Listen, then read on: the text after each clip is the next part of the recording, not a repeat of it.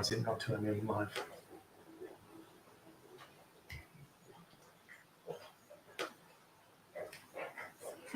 Okay, so I'm live in the... Okay, I'll just share that one. I don't know why it's not appearing on Panda Pantry.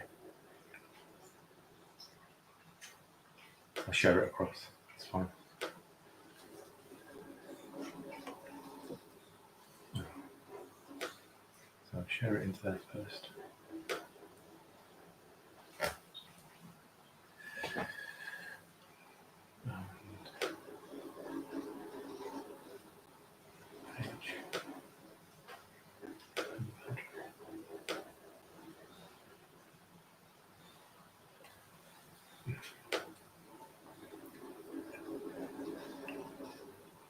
Okay.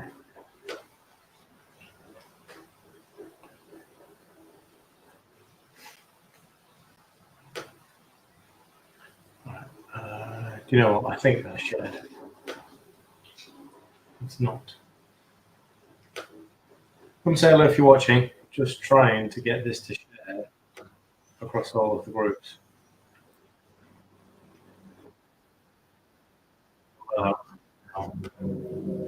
It's good.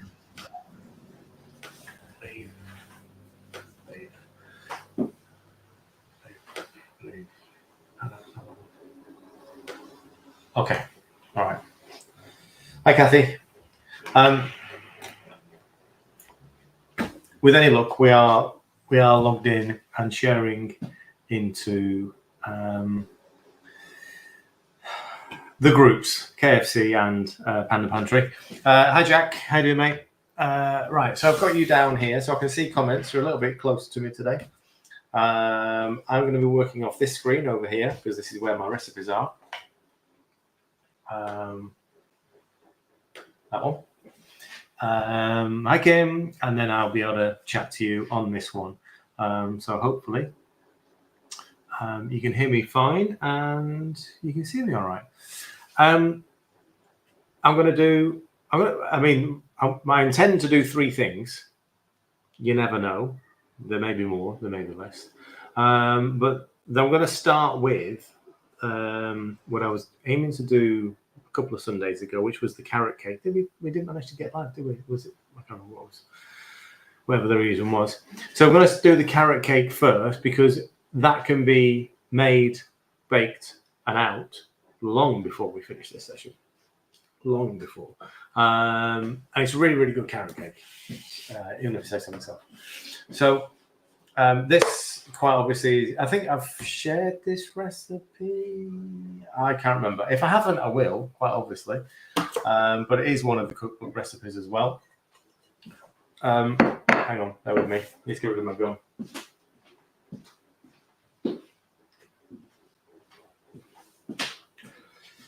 That's better. Okay.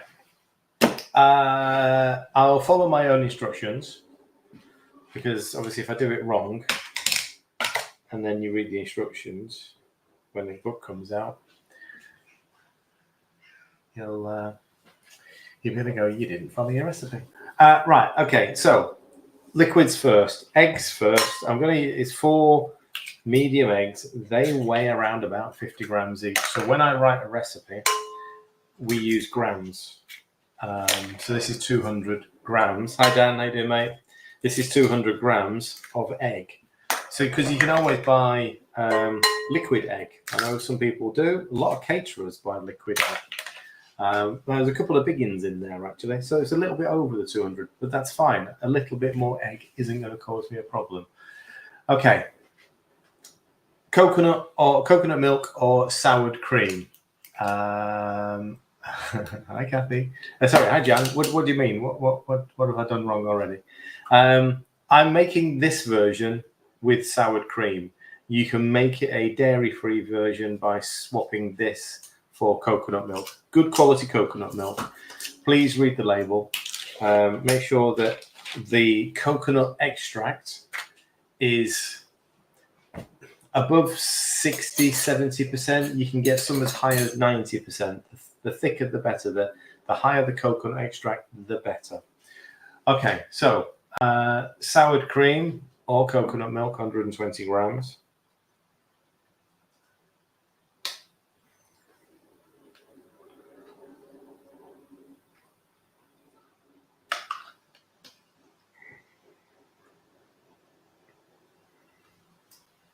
There we go.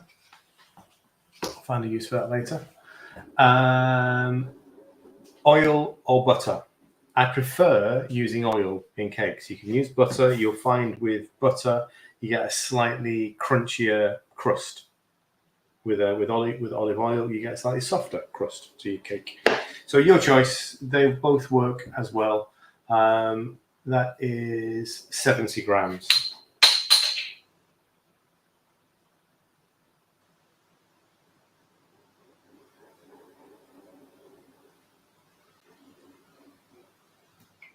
It does feel like I need music behind me while I'm doing this, but we're just not allowed.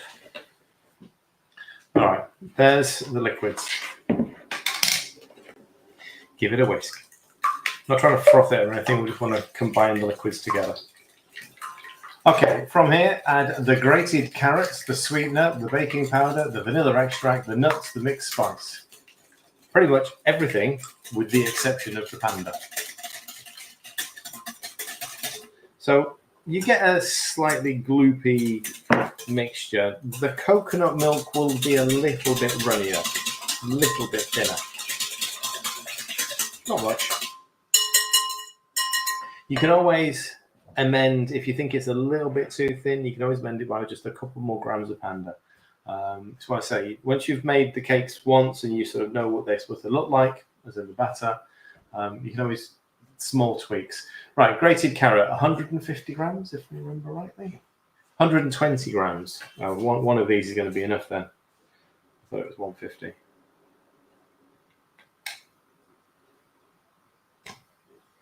So that's 141. Obviously, I won't be going all the way to the top.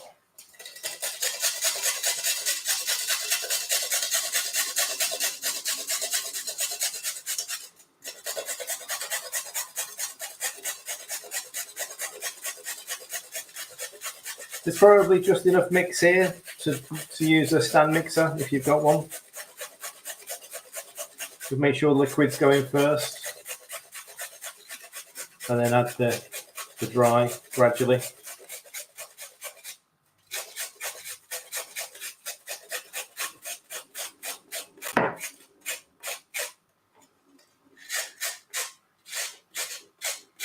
Now, see, that camera's not telling me how, or that screen's not telling me how many people are watching.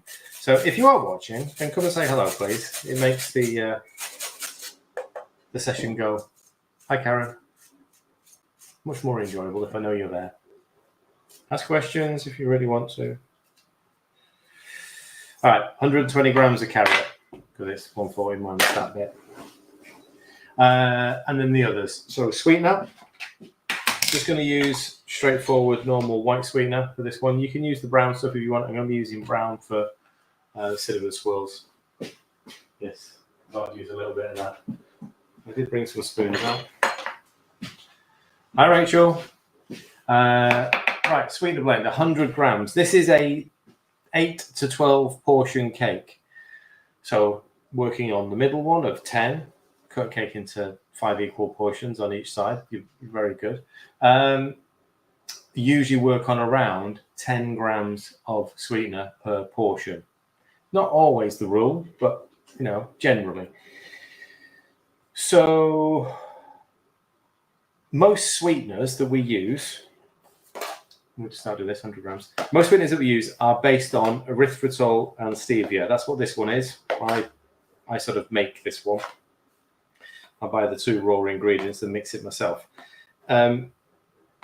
You can do that yourself as well if you want. It's just you might be surprised as to how much stevia extract costs by itself. Something around about £70 a kilo. They don't really sell it in very small packs, so that's why you buy the blended packs. Most of the sweeteners are based, on the same, erythritol and stevia. Erythritol being a sort of bulking agent, and if you read the back of your packet, it says that it's a bulking agent. It's a very dull sweetener, provides 99.something% of the sweetener volume, and the stevia is that tiny little bit that's added to it to make it super sweet. Some contain more stevia than others.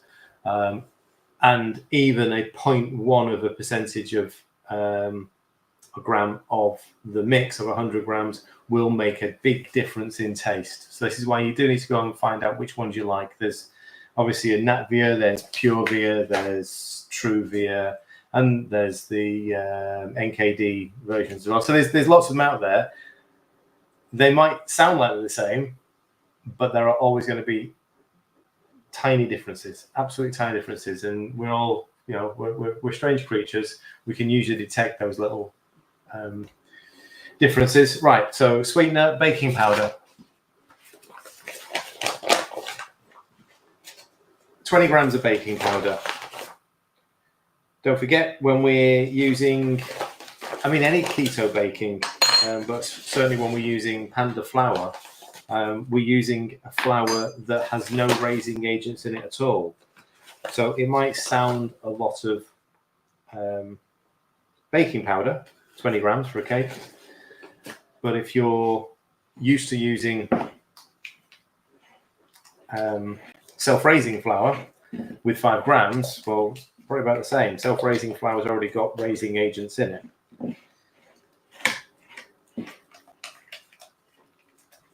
You'll know if you've used too much baking powder as well, because you will be able to taste it in the end. So again, don't be afraid of adding a little bit more if you want a bigger lift, but you will start to taste the baking powder. Vanilla extract, nuts and mixed spice. So vanilla extract, probably just about 10 grams. Vanilla's great to sort of, let's say, hide the taste of the sweetener, but sort of mask the taste. So you don't have to add as much sweetener. Use a bit of vanilla extract. Pretty much all the extracts on the supermarket shelves are fine. What did I say? Nuts. We're going to use, going to come to that as well. I've got pecans here. I've got walnuts on the recipe. You can change them for whatever style of nut you prefer.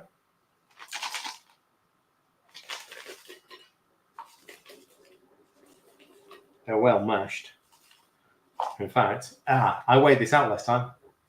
I actually weighed it out ready to make last time round. That's why there's only 50 grams in there. Okay. And then mixed spice. Again, this is going to be down to personal choice. And depending on which one you buy. Main ingredients in mixed spice are cloves. What have we got in here? Cinnamon, ground coriander, allspice, cloves, ginger, nutmeg. It depends which order they put them in your mixed spice as to how spicy it is. This one, I'd say not very. Allspice is sort of third and cloves are fourth. They're the two big ones for flavour. I've used a average sort of about 1 gram of sweetener per portion. You might want a little bit more. We sort of like our cakes spicy, certainly carrot. I'm going 15 on this one. The recipe says 10, okay? Just because that's probably most people's taste level. Best thing to do before you get it into the tray is taste the batter and see whether it's got enough of a kick. So you can see here, it is very loose because we've barely got any solids in there. So there's a bit of flour and a bit of sweetener, a bit of mixed spice and sweetener, quite a bit of texture. But you can see how liquidy it is. I think that's everything before the Panda. Yeah, that's everything before the Panda. This one, 60 grams of Panda. Did I say hi to Anne? I can't remember. If I didn't, Anne, hi Anne. Sorry. I thought I had. I just realised maybe I didn't.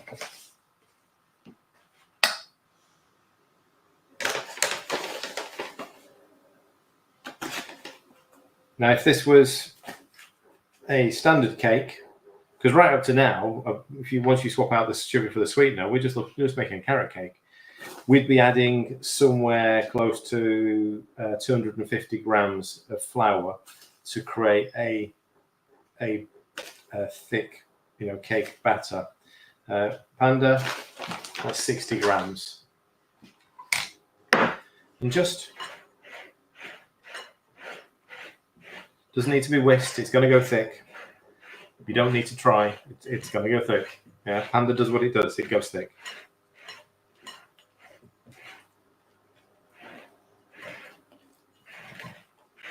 So it's turned that liquidy cake base into a thick batter. Now this is a batter. This isn't a dough. Just make sure we get it all. I lost a slither of carrot. Right. And you can now see it's completely different. Yeah. So it's turned into a thick batter. That's perfect.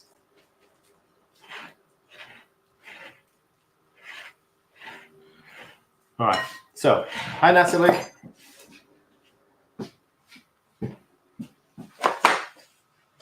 Cake tin. Oh, I did bring the butter out. Did I bring? I thought I brought a brush out as well.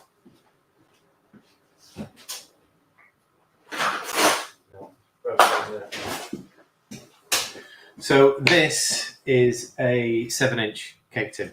So 7 inches on the inside. I thought when I first baked this there would be no more than 8 portions. Yet when we made it last time round, because it was quite a substantial cake height-wise, you could easily get 12 portions out of it, easily. So before you do anything with it, it really depends on your tin. I mean, if you've got a fail-safe tin that never sticks, then fine. I'm just using a little bit of melted butter. You could use oil, whatever you want, whatever you got handy. I've just melted some butter because it's in the next recipe. And I'm just going to give the whole tin a bit of a coat.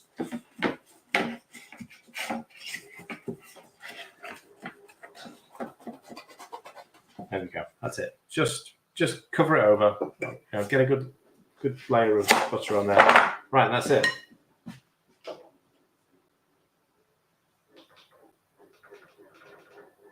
So bring it in the oven very quickly. It'll be ready in a minute. 40 minutes at 180. No peaking. So you can see how much this has gone, how thicker it's gone now. Much thicker. So it's still pourable, only just. If you let that sit longer, it'll go thicker. You can let it stand. You could even put this in the baking tin and bake it tomorrow. Once it's in there, if you're not ready for it, if you were doing this for a party or something, you can get it ready in the tin, stick it in the fridge. It's fine in there for a couple of days before you bake it. Right, let's get it level. Make sure your spring is properly closed before you start doing that. And that's it. Done. Carrot cake. That'll be about 20 seconds and it'll ping.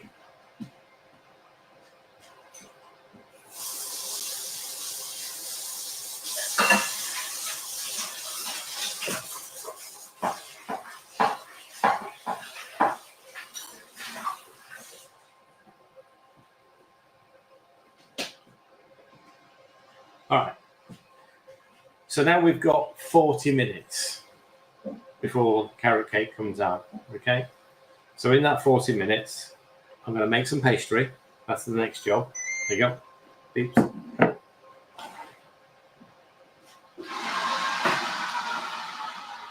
I'm going to make some pastry. We're then going to let the pastry rest for a few minutes. While the pastry rests, we're going to prep the chicken and get the everything sorted out for the chicken fritters. We're going to bring the pastry out. We're going to roll it. We're going to fold it. We're going to put it away. We'll carry on with the chicken. We'll bring the pastry out. We'll finish it off. We'll then finish the chicken off. Oven's going to be free, ready for the cinnamon swirls. While I'm cooking the chicken fritters, cinnamon swirls we're baking. There you go. There's the plan for the next 40 minutes to hour.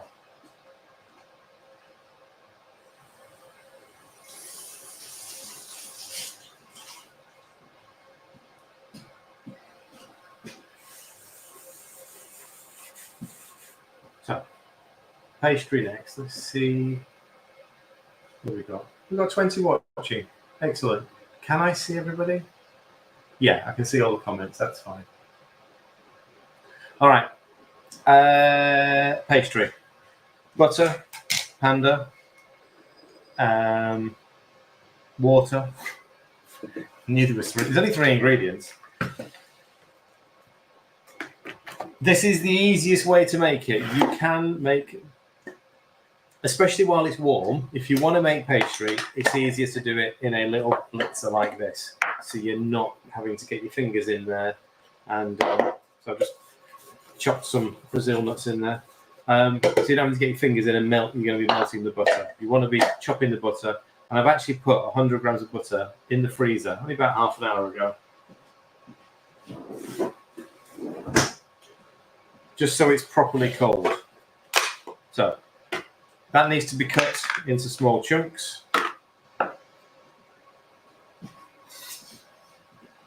So this amount of pastry, I mean, I'm going to make just cinnamon swirls out of it today.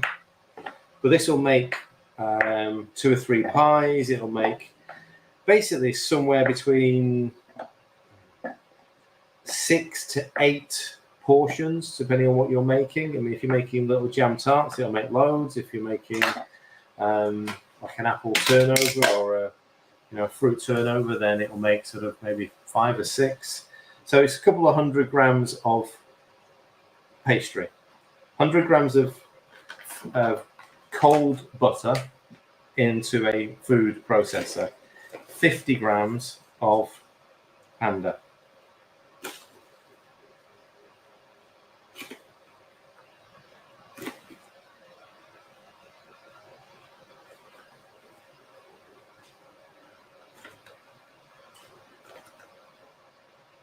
Obviously, I've used unsalted butter for this one because I'm going to be using it as a sweet one. You can use salted, and if you're making a savoury pie, right.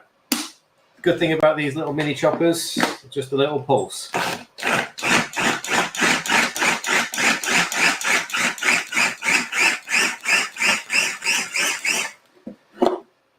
The idea is you don't want heat. You don't want to keep running it because you don't want heat.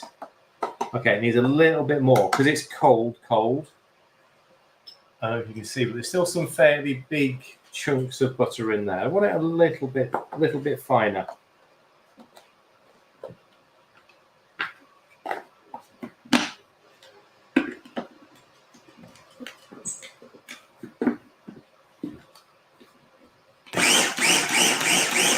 Hi, Lisa.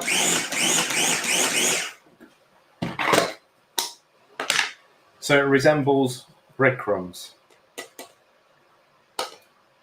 So that's that.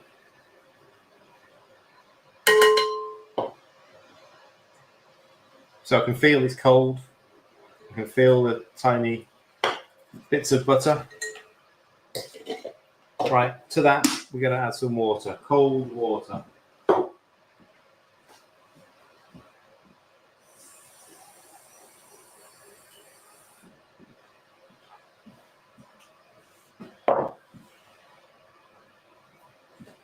"75 grams of cold water. Just make a little well in the flour.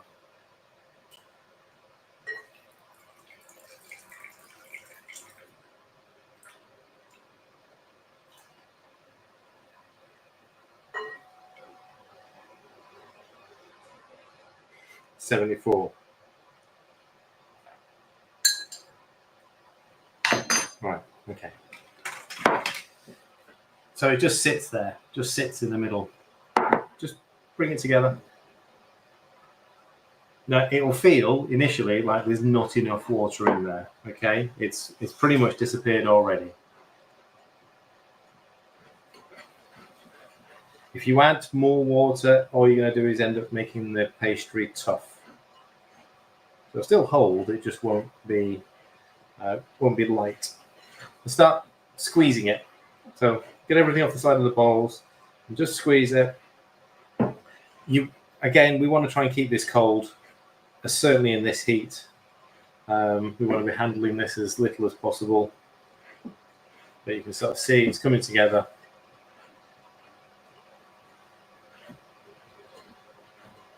Really, now,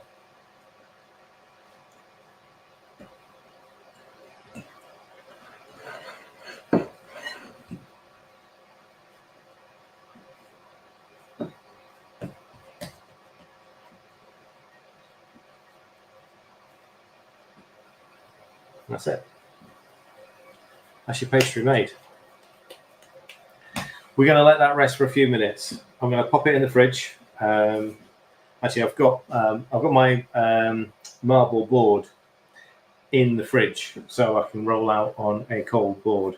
So I'm just going to pop that in the fridge on top of the marble board for a few minutes.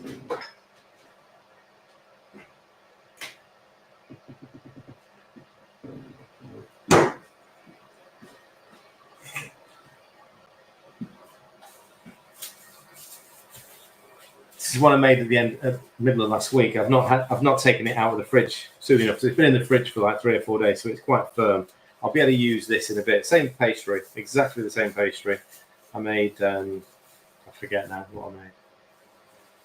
I made something out of it. So I think I may have made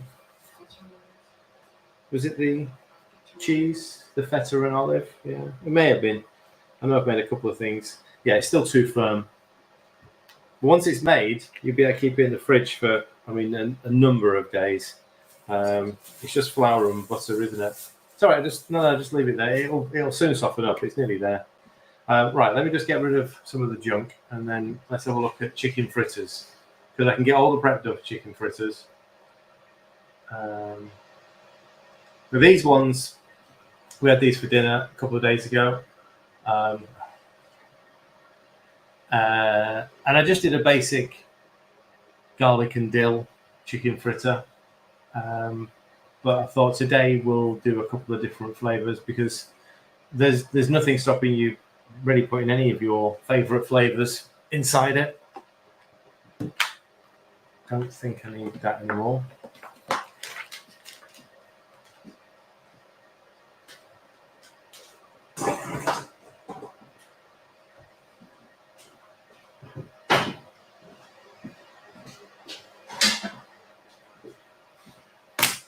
Don't need the carrot. They're okay for now.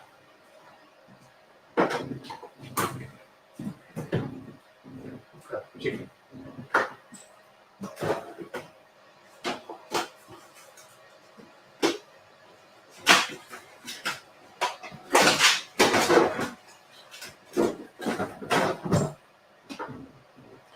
So these are for dinner tonight for us.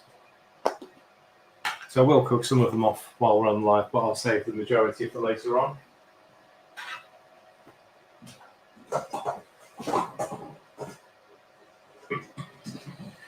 Work on around about 150 grams of chicken per portion.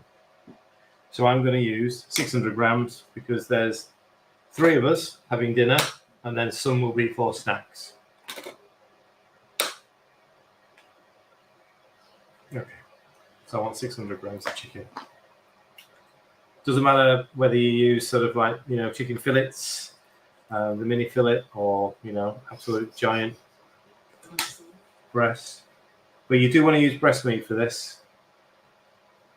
If you did want to use thigh meat, there you go, that's just short of 600. If you did want to use thigh meat, you've really got to be careful with the cook time. It'd just be better if it was just chicken breast meat.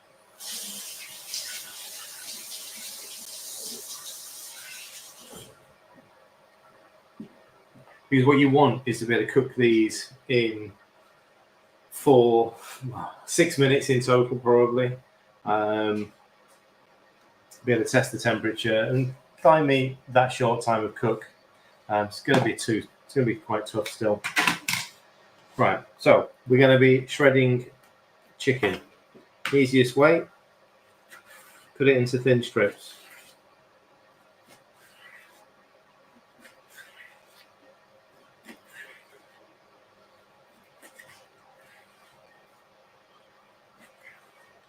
You often find, actually, in the supermarkets now, they'll have like the chicken steaks. So they've done the big slice for you, and you just need to then cut it into sort of little pieces. So we are cutting it into small strips. No more than, really, 5 mils wide. So you just want them so they're small pieces of chicken, because if we're going to form them back up again into a fritter, and then pan fry them.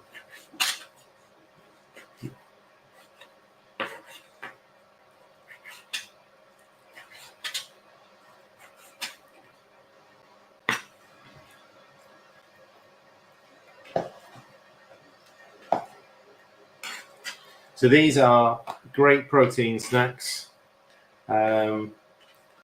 When you follow the recipe, you'll find that the 300-gram portion that I've written the recipe for will make 8 fritters, and they're going to be about 10 to 12 grams of protein per fritter. I think they were just a couple of grams of carbs per fritter. Ideal, as we're doing tonight, to pair alongside a slaw. We just got some cabbage. Obviously, we've got a carrot left. You can whack a bit of that into the slaw. Rather than use mayonnaise, we've got sour cream. So we can, any of those dairies, sour cream is good. Cocoa's dreaming.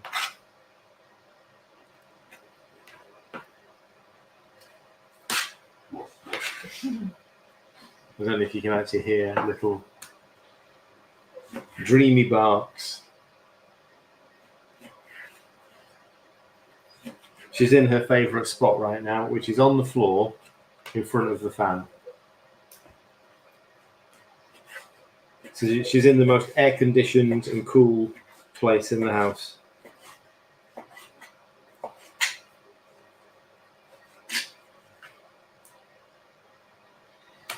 If you really, really, really wanted, you could, if you got some turkey mince or chicken mince, you could do the same. It's just going to be a bit more burger-like than fritter-like.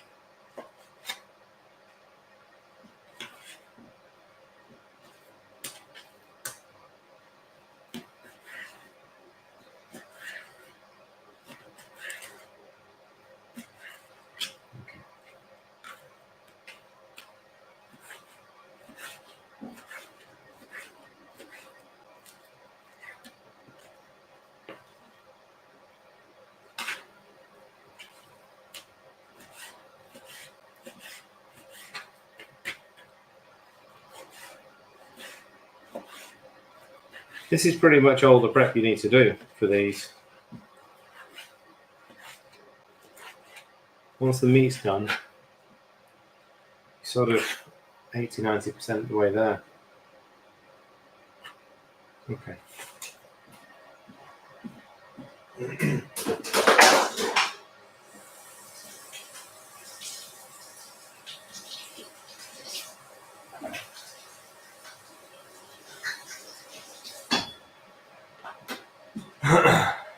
All right, so chicken fritters. There's an egg. So I'm going to divide this in two because this is 2 eggs worth, 2 portions worth.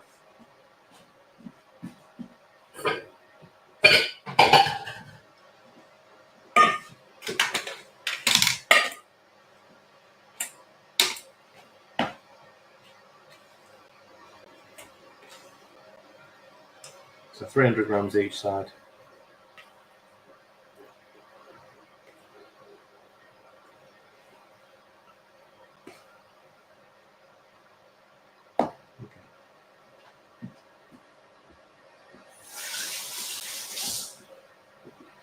All right, seasonings. Now's the time to add your seasoning because we want to get it mixed into that chicken properly. So, what do you fancy? Got a spicy one, like a peri peri? Or smoky barbecue? Well, paprika? You like the dill and garlic one?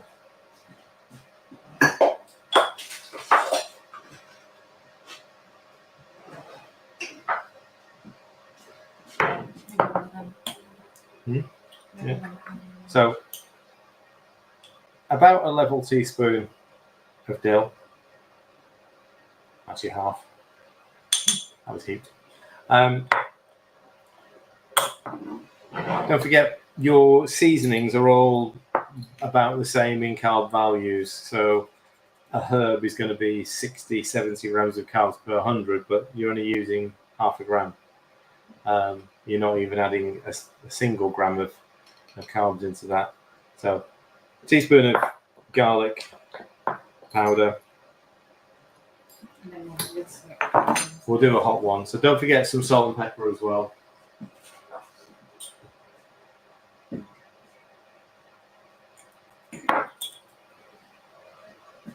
You see the salt somewhere? it's on there. Right. Oh, it's there.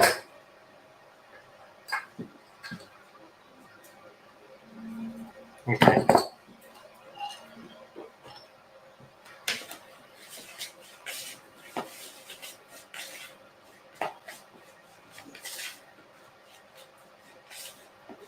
Right. So we've just got, oh yeah, sour cream. I knew I needed sour cream for something else. Should be just enough for that. Right, so this one, we're going to go with a bit of piri piri, because that's one of Bella's favourites. So, again, check your labels. This one's obviously one we bought down at the bakery.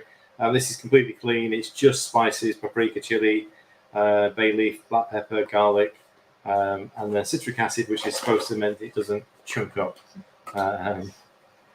You get the occasional lump of seasoning. Again, that's no more than 3 or 4 grams.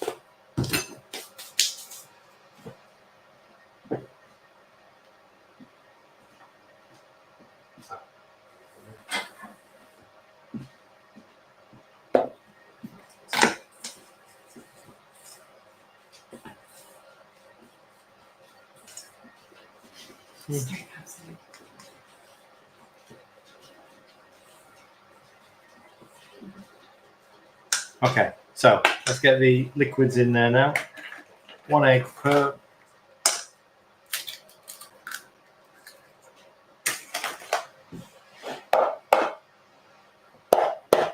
Oh, that's a hard shell.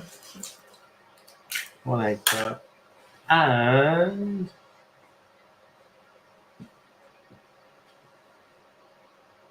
so thinking if I made the hash browns, then put them in the fridge or freezer to firm up, then coated them in Panda batter before frying.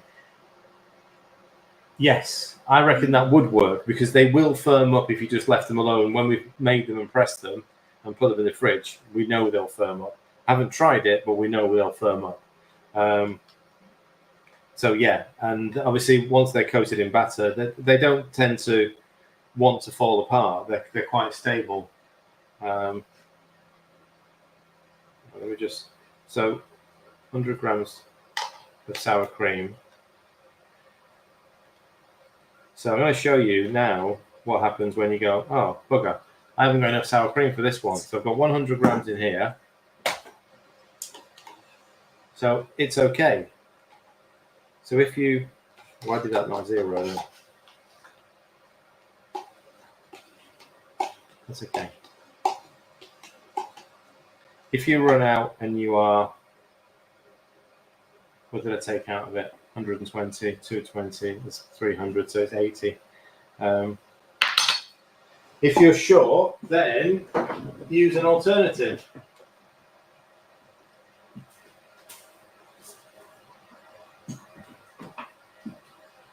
Just by chance, we've got a little bit of natural yogurt left, which will be enough. I'm just going to use this all because if it's a little bit thinner, again, I can just add a sprinkling more Panda and it will bring it together.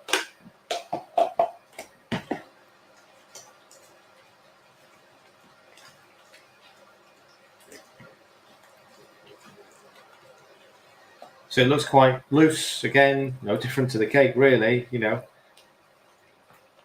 You've got your mix of all the other ingredients and the magic one comes in at the end. 18 minutes left on the carrot cake. So I didn't add any extra salt to that, and the salt's actually not in the piri piri. which is unusual. It is actually just pure spice.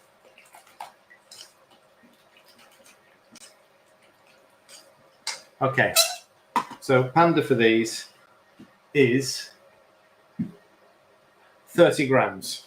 30 grams per side. So we'll put 30 grams in this, mix it up, see what happens, and then the other one might need a fraction more.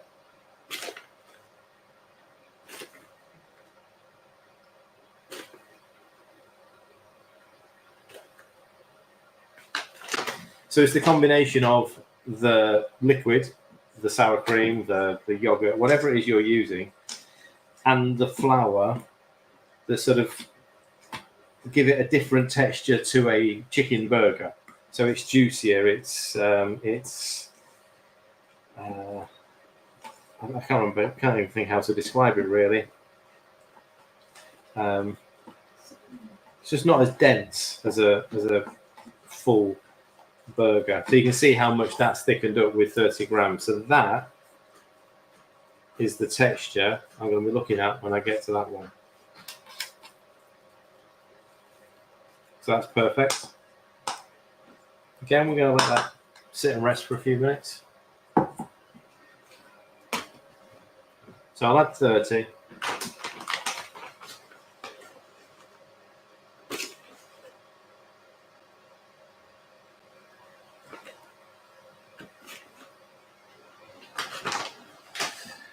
It smells great, by the way. That carrot cake is cooking along nicely. So you don't need any more. 30 is fine. We got the liquids right even without the scales.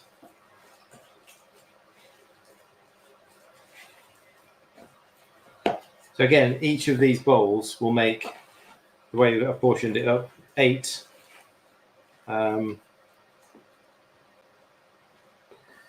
fritters. And so 2 portions, 4 per portion. So you can again see it's gone nice and thick. So that's again perfect. I know I'll get asked the question: will they air fry or bake? They probably will, and I might try one today. You'll lose something in the texture. You'll dry them out more than if you were to fry them. So yes, will they air fry? Pretty much most things will air fry. Is it any good in the air fryer? Not as good, but we'll give it a go. We've got, yeah, we can use the grill over there. Let's take a couple in the grill. Right, let's go back to pastry for a minute.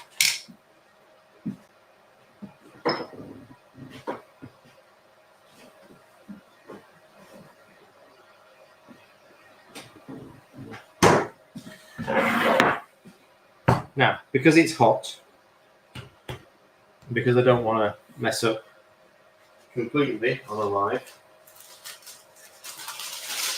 I'm not going to take many chances, and I'm going to roll it between some parchment. You can, and I do it regularly now, roll straight on the board with a little bit of extra flour. But because it's hot, it's going to cause more problems. In fact, I don't want to be trying to roll all of it in one go. That's the first mistake I was about to make. Take about half of it.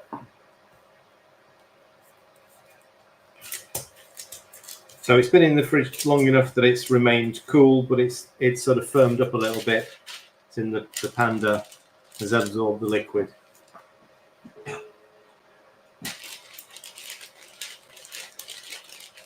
It does make it a little bit easier if it is in parchment, certainly at the beginning, to actually just do the rotations rather than. Did it get no electric, not sorted? We're working on magic dust and unicorn manure at the moment. Yeah, no, not sorted. It's going to be quite a while before it is properly sorted. So yeah, working between 2 sheets of parchment does make this easier, where you can just rotate and rotate.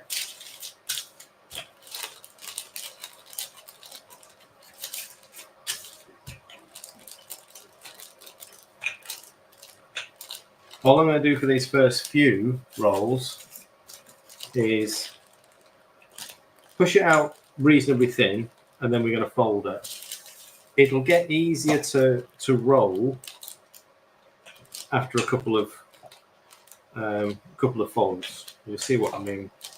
Is we can do it all today.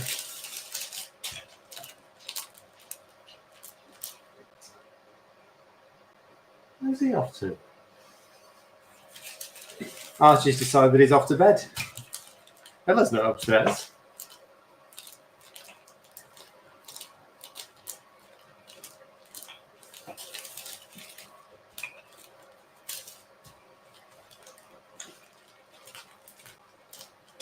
I bet he's gone in her room.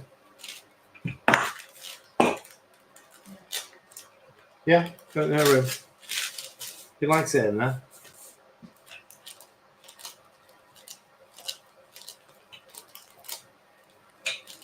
Okay. So again, not going to try and push it too far on this first one. You can sort of see it's gone. Yeah, you can sort of see the shape. It's pushed out reasonably well. Take it off both sides.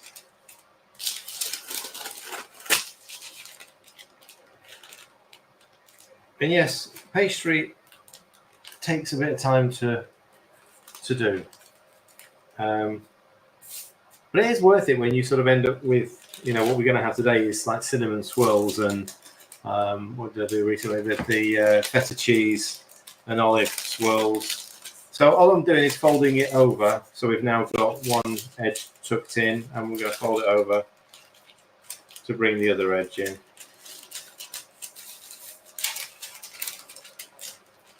Take it off the paper, lay it lengthways. We're just creating a few layers. It does help make a nice lighter pastry. So something with a bit of layer in it, a little bit of lift. You can just roll it once and use it straight from that if you want. So now I'm going to roll it in a fairly thin, you sort of see that, very thin strip, just so we get the full length of the paper.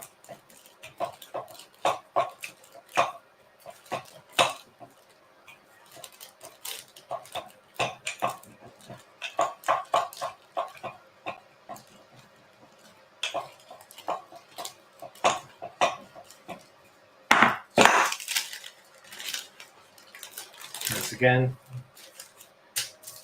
So I'm going to do one more roll and fold, and then I'm going to let it rest again just for a few minutes, and then we'll do it again, and then we can use it.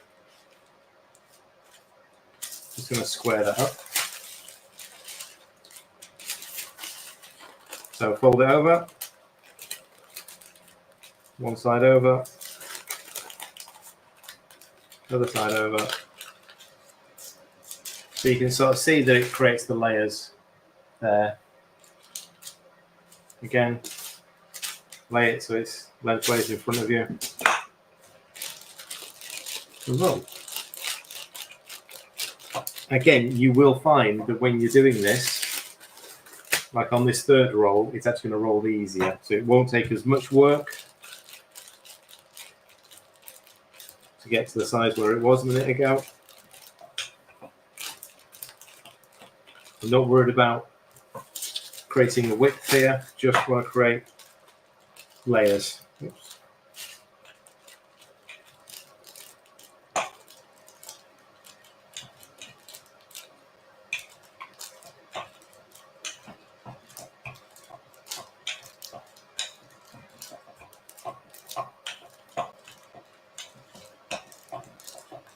So again, this is about half the pastry.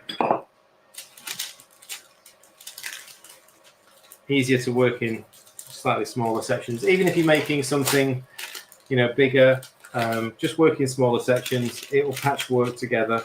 If you're doing a big gala pie, there's no reason why you can't actually sort of create layer at a time or section at a time. We'll do a gala pie soon. Right, so it's just getting a bit warm now, so we're gonna. There you go. That's off. Fold it. Fold it.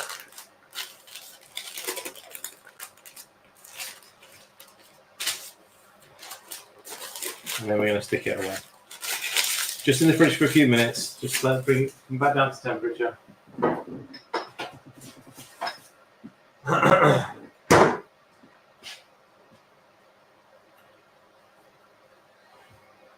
long? 8 minutes. So I'll do this one because I can then do 2 sets. I was going to do just the cinnamon swirls today, but if I've got 2 sets of pastry, I could do a fruit one as well. We've got some raspberry and rhubarb cooked down in the fridge.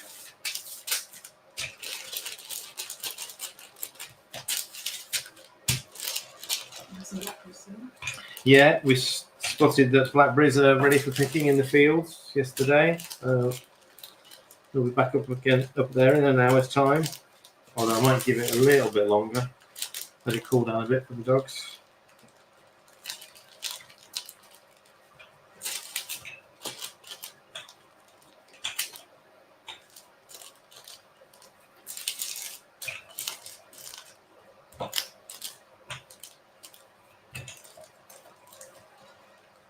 Again, the first roll is usually like the lumpiest one. Once it's been pushed out a couple of times, it gets a little bit smoother.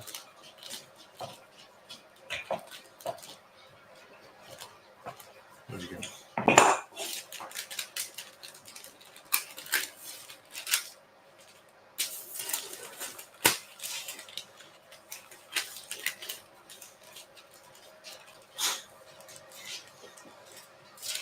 Okay. So, 1 fold. 2 folds.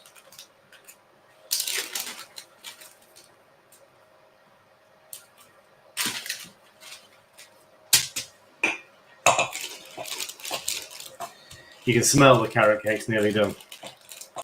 The scent has increased in intensity, definitely.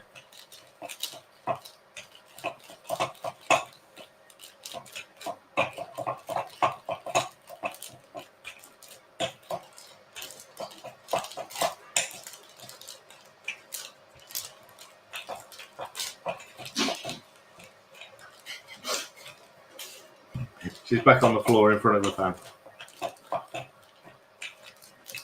Okay. Second roll.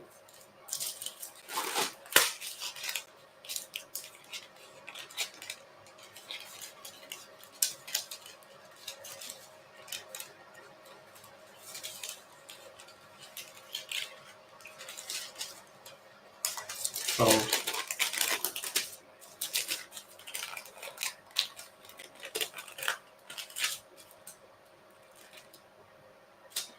One more quick one.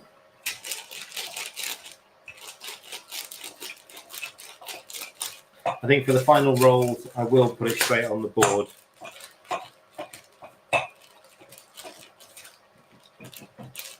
To try and push it out to the full. Yes, who's that? Claire. Yes, all of these recipes, each one of these is in the cookbook. We've been practicing and practicing and practicing. I can't tell you how many I've made this week. I have literally no idea. But yeah, all of these recipes, and all we'll be doing for the next few weeks is showing you how to make the recipes. Okay, so today it's just 3. I think we've got planned. Was it next Sunday? No, yeah. Next Sunday, it's going to be pancakes, waffles, chaffles, savoury crepe, and then a recipe that we actually developed this morning.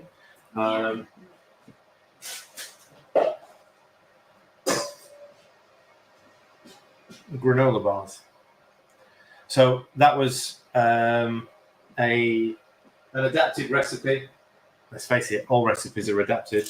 I'm just looking at what we used to eat that we miss out on, or what I'd like to convert. Right, so that's the first fold. So that's it. We're going to let that rest for a minute. We'll come back to it. So yeah, the granola bars were something that we put together this morning. Thanks. Yes, and then we'll start to go through. Emma's already made a list of all of the recipes in WTF, FFS, OMG, and whether they need or whether they can be handed. Yeah, I don't doubt that, actually, Anne. I mean, say this is going to make a good 8 to 12 portion. 8 is quite a big muffin.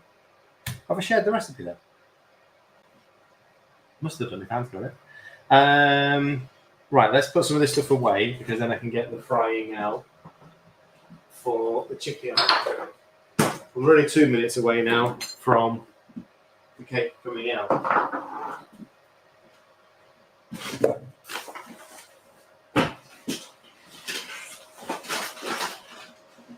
Yeah, so next Sunday will be another sort of longish session. I need that and that out and that. That's for the cinnamon swirls. Yeah, but it'll be lots of little things sort of just on here on the counter. I was about to take a swig of that then. Where's my water gone?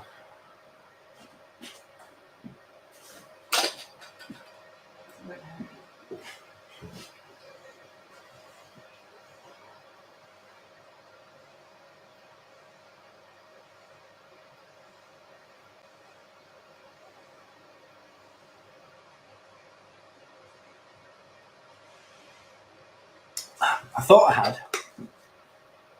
So I have shared the carrot cake in a short video. But we've done so many recently, I honestly can't remember. We probably do need to make a little database of what's been done so I don't go over them again when they're not needed. All right, I'll just clear a space here because I can put the... is that carrot? Yeah. Put the induction there. 1 minute.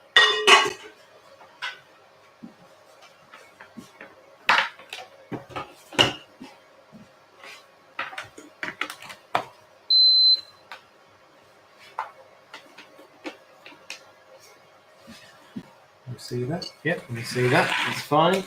Yep, we need that. Well, we'll need a little bit of that. That's the very one.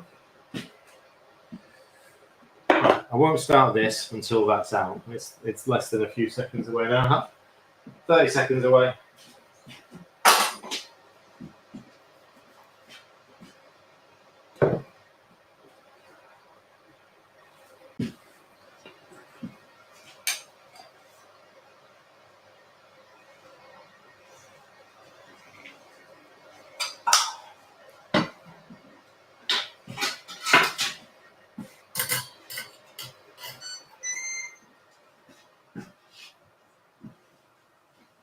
Okay.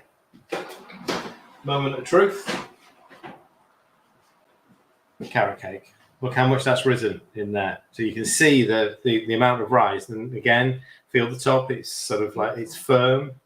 You're not going to know entirely until you've actually taken it out of its tin. However, I know that 40 minutes in that oven, 180, is perfect. Yeah, perfect.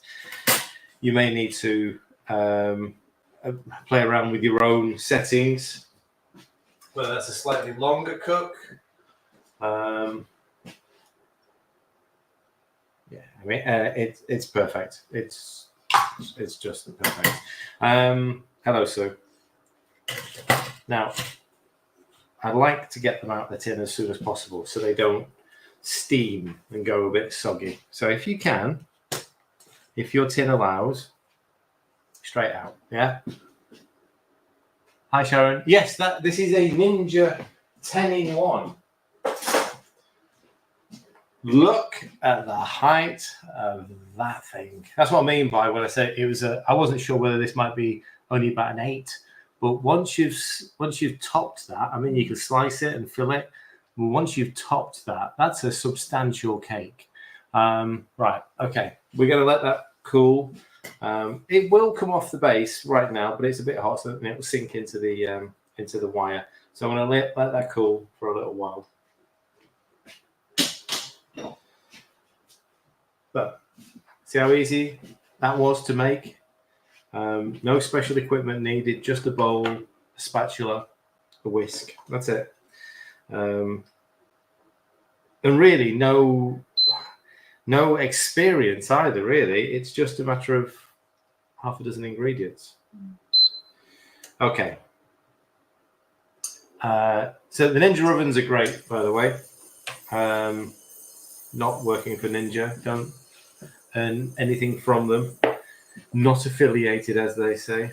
They are great. We use it primarily for baking. The grill, the Ninja grill, is better at things like chicken thighs when we sort of like roast those. Baking, dehydrating. I mean, we don't use the big oven. The big oven might as well just go. It's just pointless. It's just taking up space. But yeah, they're brilliant, and you get that consistent heat with it, as you can see with the cake. Most of the problems that people will have with cake making or baking is loss of heat in the oven. All right, we're going to do some piri piri chicken fritters. What size did I put these at?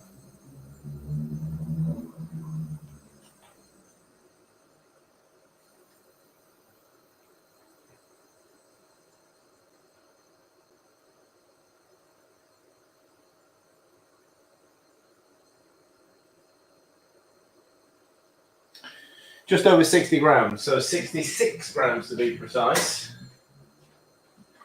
You don't need to be as precise as I am. Oh, I did say I would air fry. Let's have a look. What's going in? Oh, the cinnamon. No, we could cook one in there. Okay.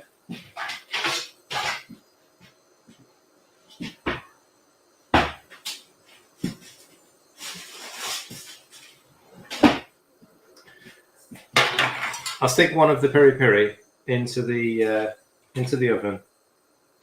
And we'll see what the texture is like. So you can sort of see this now. It's gone quite doughy almost. The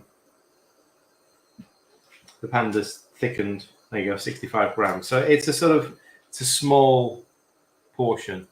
Don't forget, it's 4 of these. And certainly for pan frying, you want to be pushing it out. So it's no more than a centimetre tall. Yeah. So imagine a small beef patty, the small burgers. That's the size you want to be aiming at. Again, it's to get a consistent temperature all the way through. So we'll stick that in the oven. Okay, we'll do it on air fry function.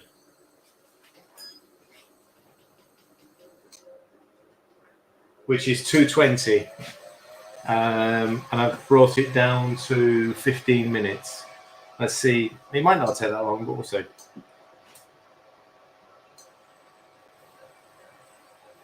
So 65 grams per fritter. Just give it a press.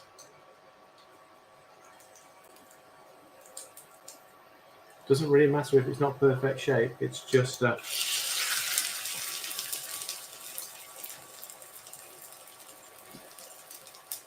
doesn't have to be a perfect circle, but just press it into your hand just so you've got a fairly even level, so it cooks evenly. Okay, so I'll do those 2. That one in there.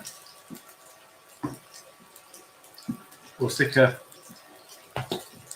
dill one in as well.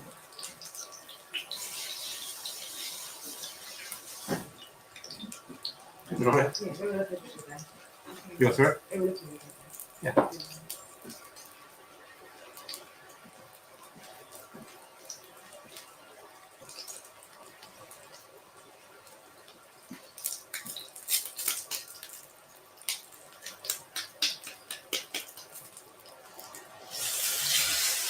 There we go.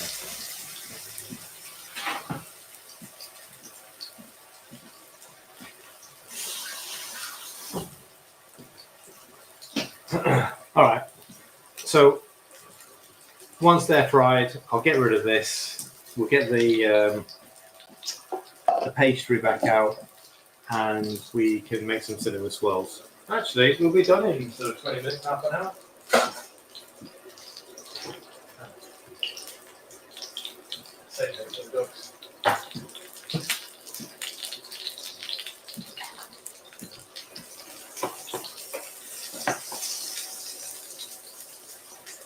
Give them a good few minutes on the first side, 3 to 4 minutes. This is a low to medium heat. Again, this is quite a hot, intense induction, so you want a low to medium heat. You can see it's not spitting anywhere.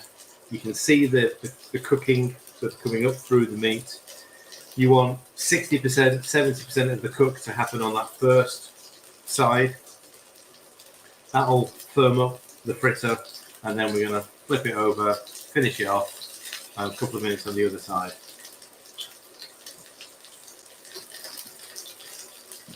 Right, so that's the... Okay, I can do the cinnamon mix while I'm waiting for these. You're sorry? Oh, coleslaw. I wasn't making that though, right? Okay.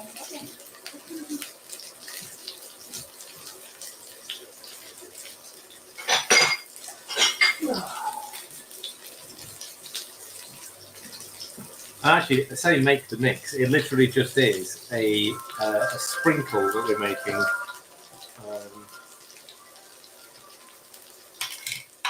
So this is to go inside. When we roll the pastry out, we're going to glaze the pastry with butter, sprinkle cinnamon sugar sweetener across it, and then we're going to roll and fold it, or roll and slice it.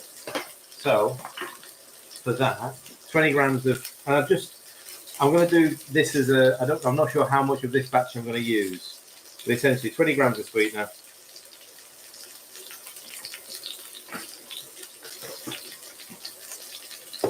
10 grams of cinnamon. Look at that. You see that? Yeah. Oh, yeah.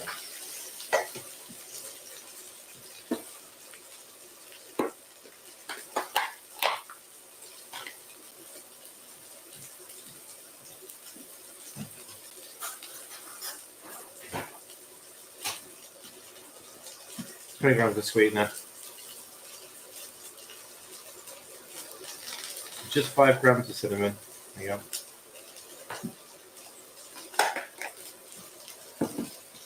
I don't think I'll need more than that for one sheet of pastry. And we're just going to use that as a sprinkle. Okay. So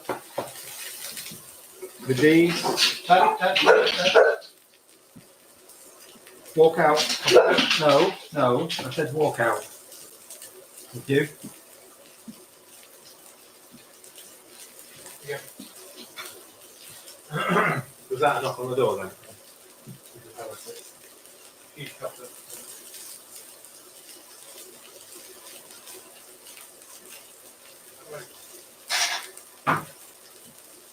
No, just barking at our own shadow. Okay. Number one, this was the first one that went in. Just want to test it. We want to be hitting sort of, there you go, the mid 70s. It shot straight to 76, then 83. So they're all good. 76.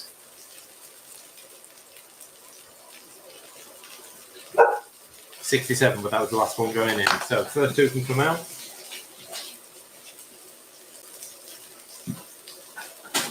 Where's my get plate?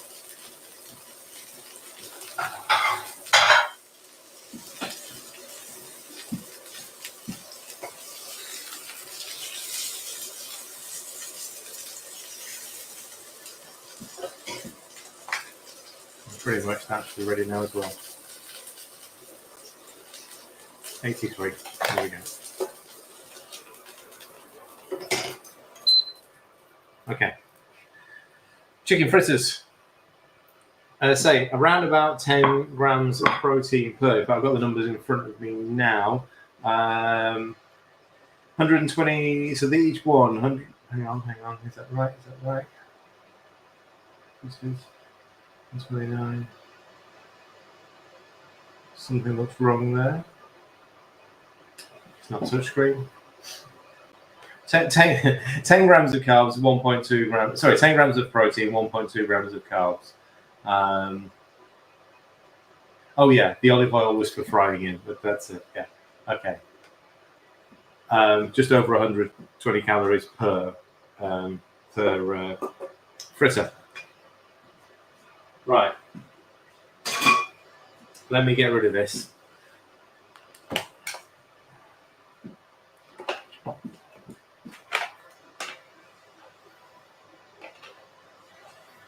All right. Put this over here where it's cool.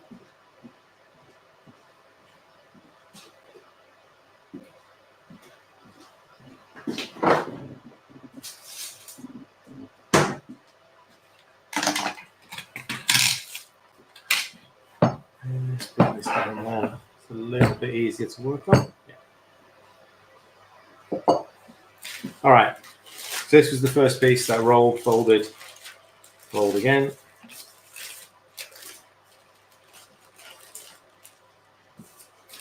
So I am going to use the marble this time. I am going to flour the board, but I do need to work quickly.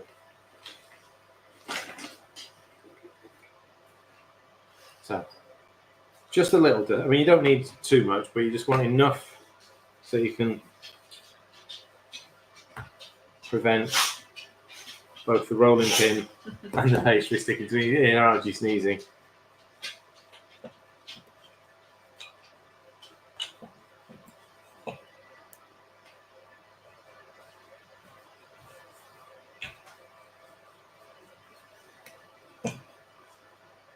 Just give it a couple of rolls each side and then dust it. You'll eventually get to a point where you won't need to dust it at all. It won't stick to anything. It won't stick to the board or the pin. It'll just roll out. Because we want this to be now quite a big, thin piece.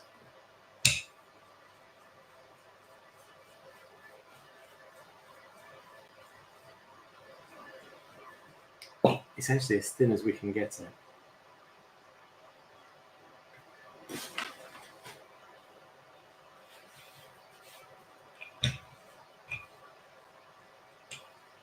See how much easier it now pushes backwards and forwards. It's actually with each roll, and I'm barely any pressure on the pastry.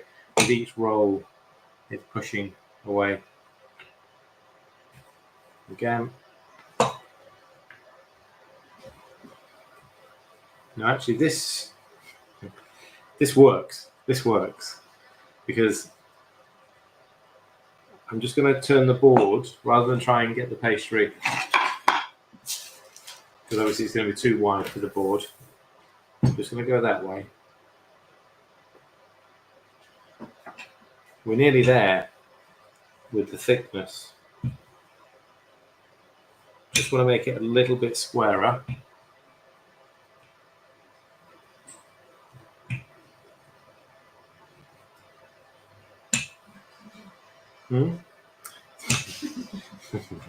A little bit more rectangular. Right. Now, if you really want to be pedantic, you could square all of that off. I'm not going to worry too much about it. I am going to make sure I can get it off the board before I fill it. I'll just get a palette knife.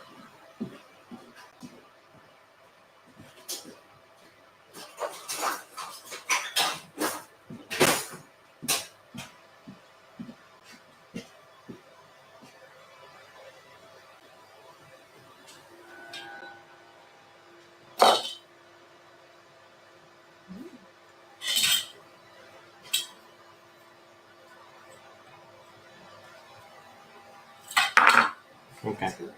Yeah. So that's ultra thin. Okay,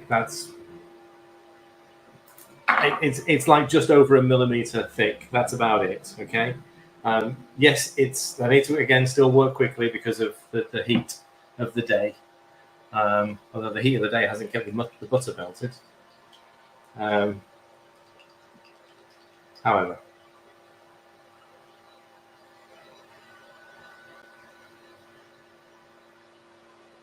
so this is about 40 grams of butter that I melted earlier. We're not going to be using it all. I just sort of took a chunk.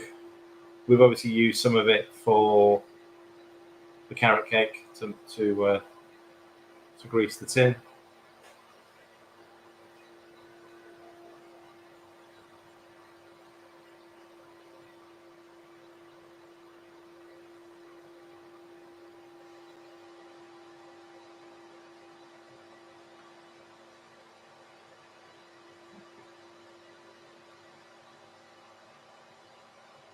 Okay.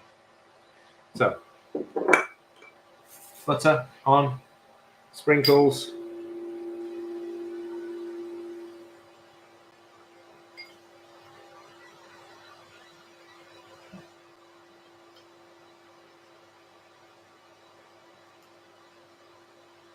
If you've got a sugar shaker that's empty because you don't use sugar anymore, you've got something you can do the shaky bit, then do that. But you know. You could use like an American slice. Yeah, exactly, yeah. I've probably used just over half of what I made. Right, we're going to roll it from the long side. If you want to go short side all the way across, you're going to have lots and lots of rings. Fine, but the center might be quite doughy by the time you get it cooked. I'm going to go from this side, so there'll be only a few swirls, sort of like half a dozen swirls. Let's move this. So just get your first edge.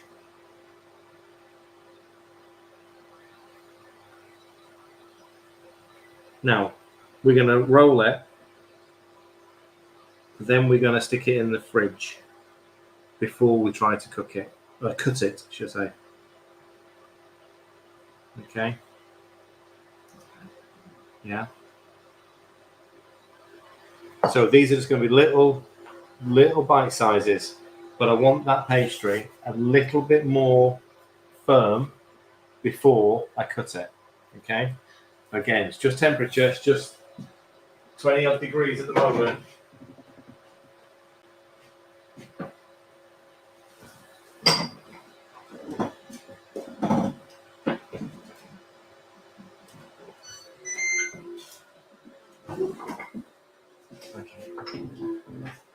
We'll just give that sort of 10 minutes.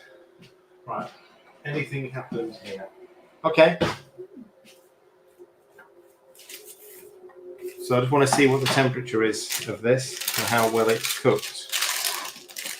So immediately I know it's drier because of the heat, the way it was cooked, the heat it's cooked in. It's clearly above, so it was probably it's gone to 81. So it was ready a few minutes ago.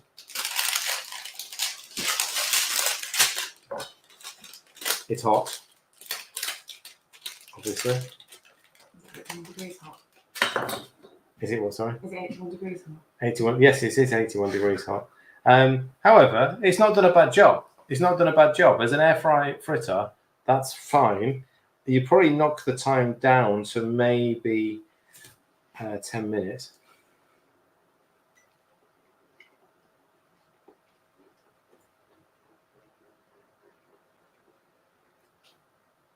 Yeah, okay. It works. It's not as good as the fried version. I suppose. To me, that tastes like it's a little bit bready. Is it dry? Texture. It's just a fraction. I mean, it's a little bit overcooked. It's like 3 to 4 minutes overcooked. That's all it is. It's reminding me of something.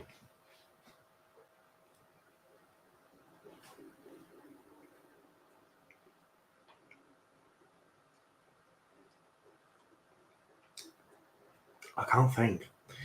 Obviously, the liquids, so the egg, the sour cream, and then mixed with the flour, have created like a thick, bready texture. To me, that tastes like a chicken nugget. That one. It does taste like a chicken The other nugget, ones doesn't it? are Fritters. Yeah. I mean, it's absolutely fine. You know, if you don't want to fry, totally get that. And I've added in sort of frying calories into the other version, so they could be air fried. I think I'll just reduce the time because we lost a lot of the moisture.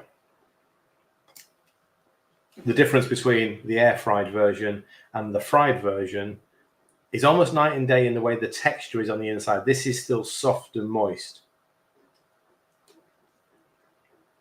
Yeah. Texture wise is different. Taste wise, flavor, same. There's a little bone in there. But yeah, it's good, but my preferred version would be the carnivore pizza based texture. We've not made that one. Not made that, no.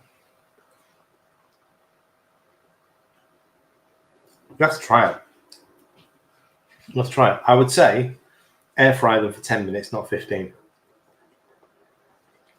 From knowing that recipe, yeah. Yeah. So pan fry, they're like 5 to 6 minutes. And you retain more of the flavour and you've got more juiciness there. Air fry, I get it, you can do a bigger amount in one go. You just lose a little bit of the quality. Yeah, but great. I mean, the peri peri is fantastic as well. It's a great flavour. All right.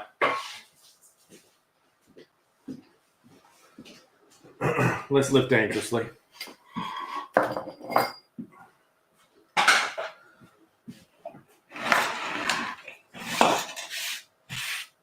We're going to roll the other one out on a wooden board. Because not everybody has marble. Yeah? You might not have a marble board. It'll still work. It's just going to be a little bit more flour, a little bit more effort to keep it off the board.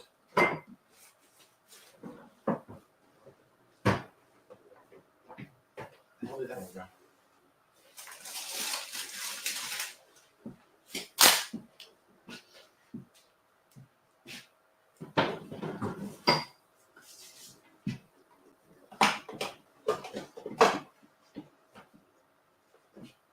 Well, that's the jam. No, that's the other jam. Oh no, is that strawberry jam? No, it's crumble. There it is. It's a lot of jam. Yeah. So I made some rhubarb and raspberry. It's like a jam, or it was a crumble filling, but I'm going to use that in this next pastry. So we've got a cinnamon pastry swirl, and I'll do it'll only be a thin layer. I'm just going to roll out some pastry, so that's it now. So we've done the chicken fritters, did the carrot cake. Thanks for being on time to watch the carrot cake. Yeah.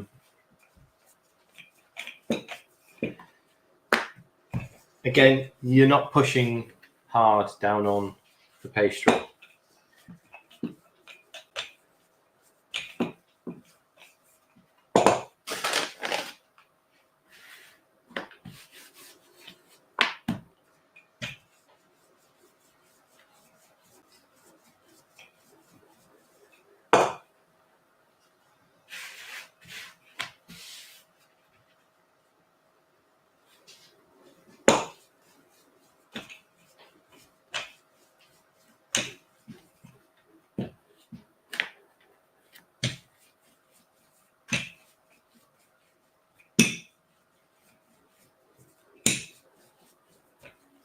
See how much easier it is now after a couple of sort of rolls, folds, let it rest in the fridge for a few minutes. It does respond very much like you would expect a standard pastry to. Still going to be fragile. I mean, like any thinly rolled pastry, it's still going to be fragile. But it really is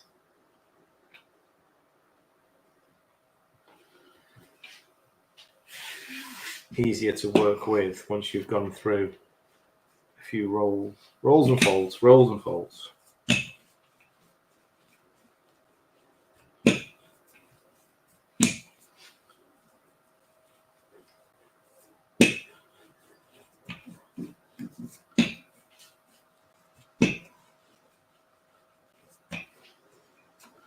Look at that. I actually wasn't aiming at the square, but that's what I've got. If I knew how to roll pastry professionally, where I could aim for a shape, I might look a bit more proficient. But this is very much, when people sort of say, "I'm no good at baking. I'm no good at pastry." Neither am I. I can put myself up against. So if I look at myself to the skills of the guys that I trained with years ago, I've lost 90% of the skill. This is just home baking. This is going back to the era when my gran taught me to bake. All of the remnants of the skills coming from being 7 years old in the kitchen with my gran, rolling out pastry for my apple turnovers on a Saturday. Could you make jam tarts? Yes. I'll do it now, Kathy.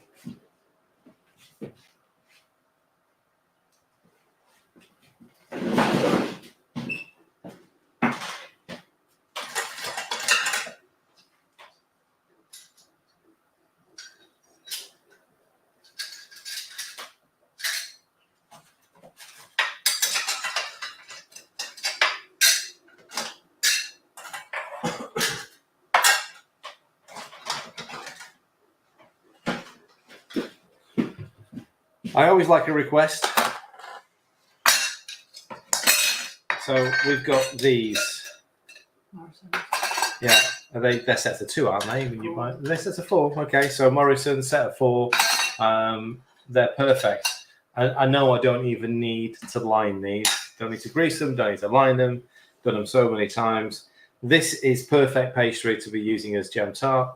Ideal. I've got some. Because what I'm going to do, Kathy, it's the same as it. Oh, I've got some strawberry jam. This is what I mean. Request a song.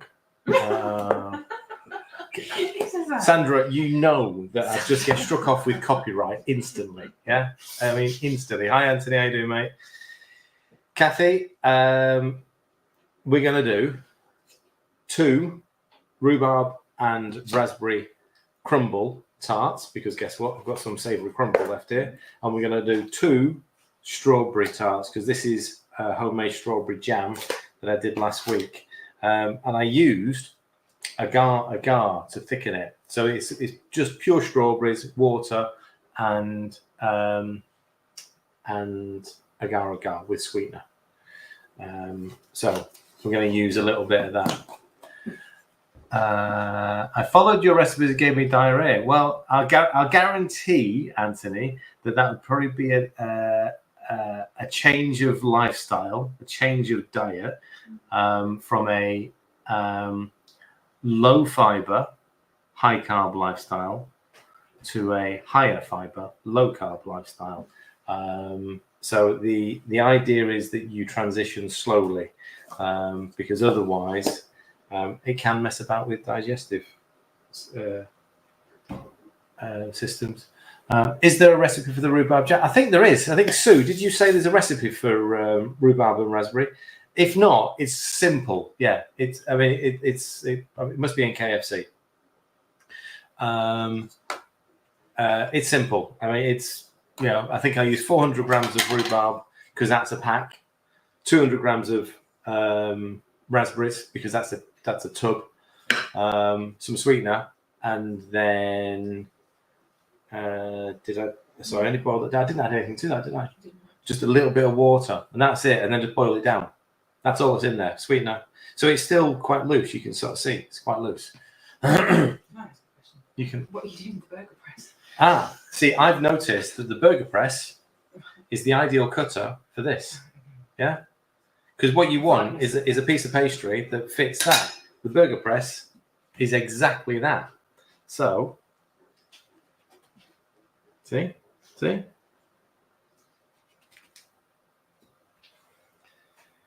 Now, the good thing is we've only rolled this pastry a couple of times, so we will get away with another roll on this before it goes too tough. Yeah.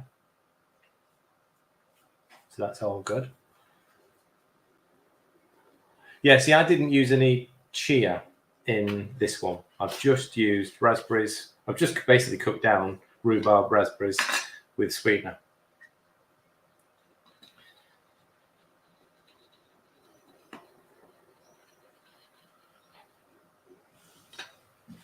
So no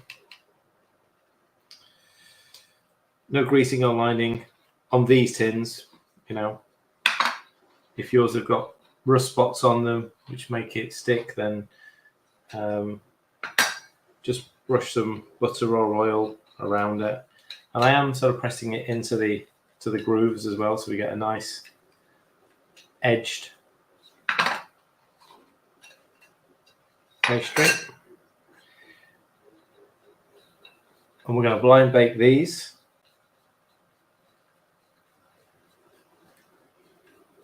for about 8 minutes. They're very thin. They will puff up just a little bit, but that's fine. 8 minutes, 180.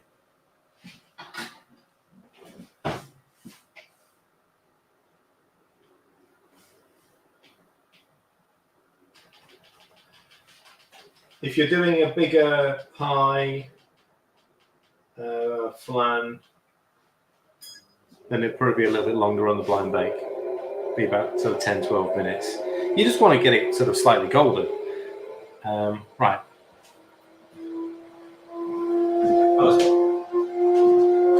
It's not taking off. What if fork them like wood or Sue?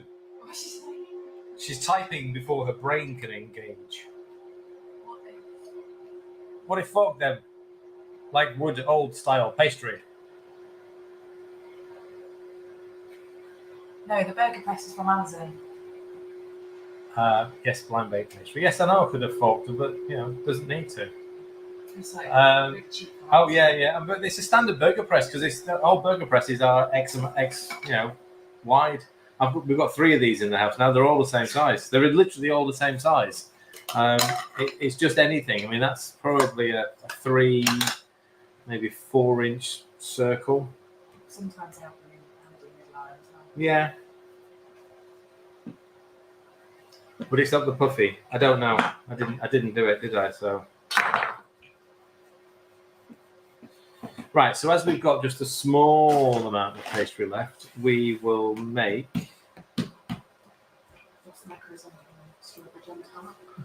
What's the macros on a strawberry jam tart? So this is half a recipe, and we've got enough pastry to make 6 out of. See what I mean? About we've made 1 batch of pastry, and we've got 4 tins in there. We've got the cinnamon roll in there, and we've still got this here. So it's going to make, let's say, 12 portions of dessert snack type thing. So macros on the pastry are just barely anything. I'm just seeing how big I can roll this out to see what I would be able to make from it.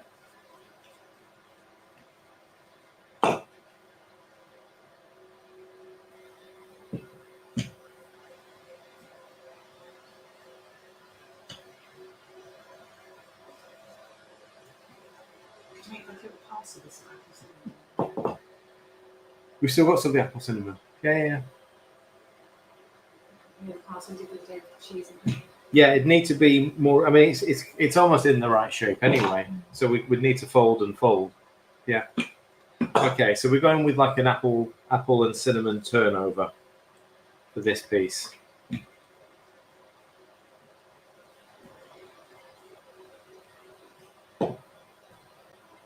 So I mean, about once you get it to a certain point, it really doesn't need any more flour. It's not trying to stick. It's still expanding.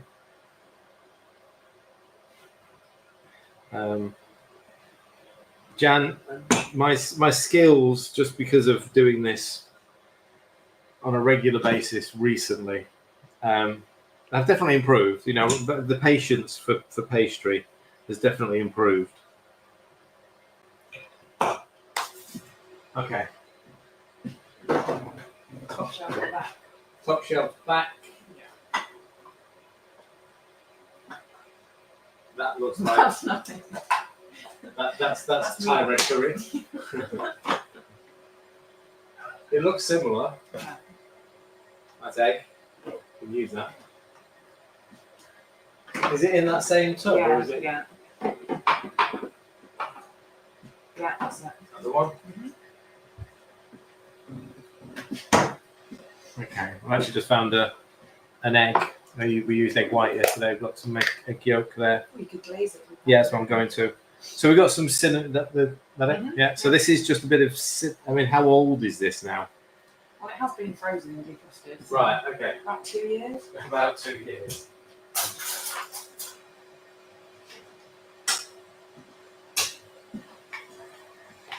So this is the very end of a cinnamon and apple puree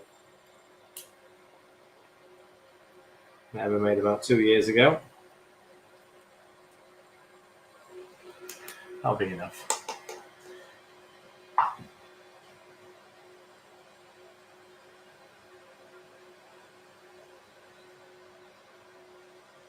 We're still going to have pastry left over, unless I really do.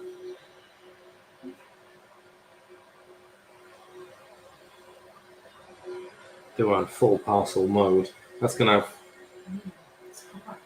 Yeah, it's going to have real. Well, actually, we can bake it that way around.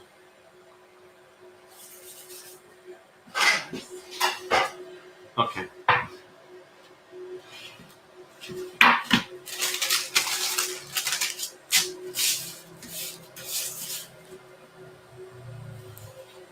Sounds like Ella's back.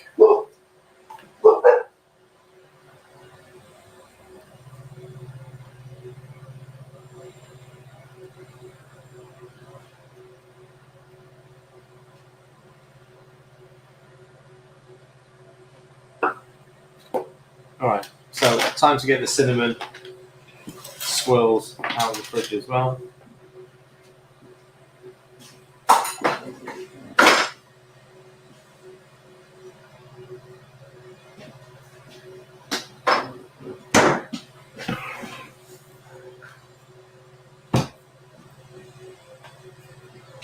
I just wanted these to, that's better. I just wanted them to firm up a little bit. They were obviously soft, which meant when I cut them, they'd just squish. Whereas now, and these are literally going to be little bite-sized things. Yeah, much better, much better. So you got your raggedy one at the end, which is not have much in it, but look at this.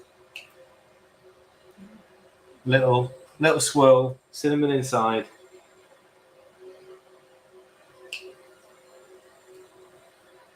So if we cut them lengthways, they make straws, cinnamon straws. Yeah. Why are you not doing that for them? It just fall. It just flop over. It just. Okay.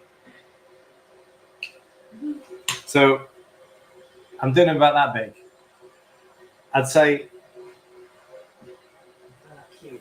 I'd say 15 mils, 10 to 15 mils, but they are mini little. I think we said we'd do it maybe next week. We're going to do like a little afternoon tea selection. These would absolutely sit on an afternoon tea selection. Little cinnamon bites.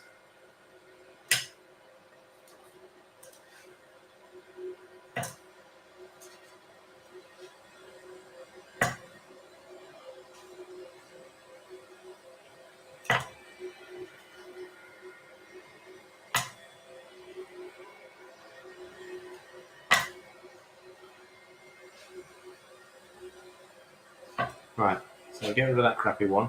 So we've got 15 perfect little swirls there and 2 dodgy little things. Oh, perfect timing. Right. This is going in. Jan's bringing the cucumber sandwiches. Yeah. Okay. So they've not puffed up that much.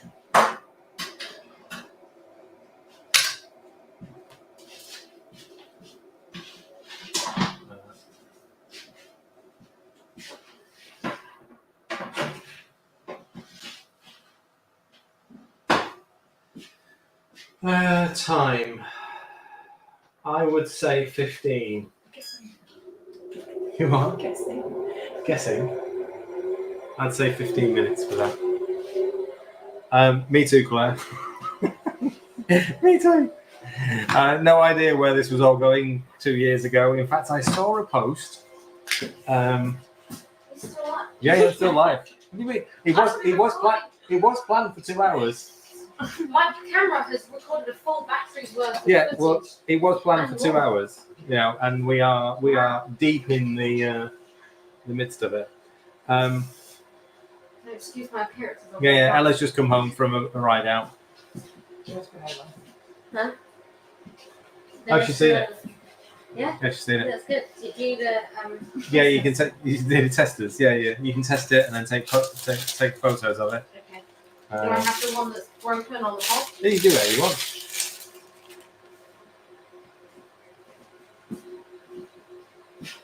I got recognised Where at? in Market Harbour. We Yeah. were right over there. And some guy does this. Oh, it's Pictures. Katie spotted him and then he like waved at the bike. Oh, brilliant. Okay. Okay, so let's say this is just rhubarb and raspberry 10 out of 10. cooked 10 out of 10. That's my granola bar.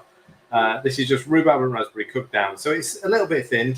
If you want to thicken it, you could stick some chia seeds in there. You could stick some agar-agar in there or gelatin, whatever you want, just to thicken it up. I quite like it over a bit of yogurt, and it works in crumbles as well. So this is going to be an individual rhubarb and raspberry crumble. Well done, Coco, for lying down in the kitchen.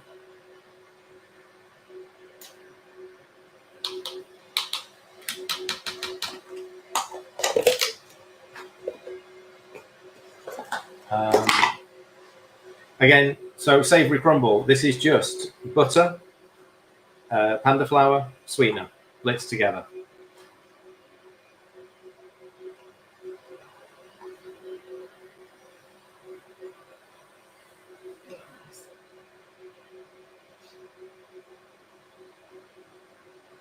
You don't need much.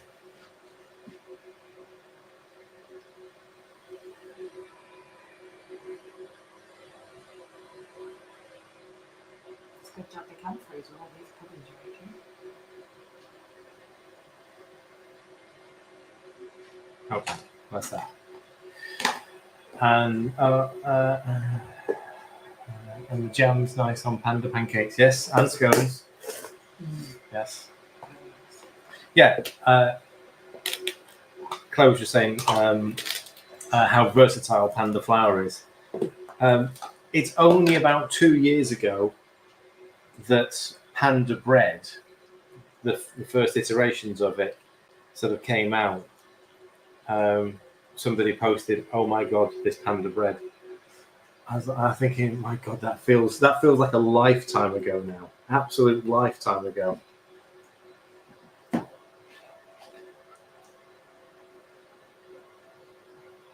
I never thought that panda flour would be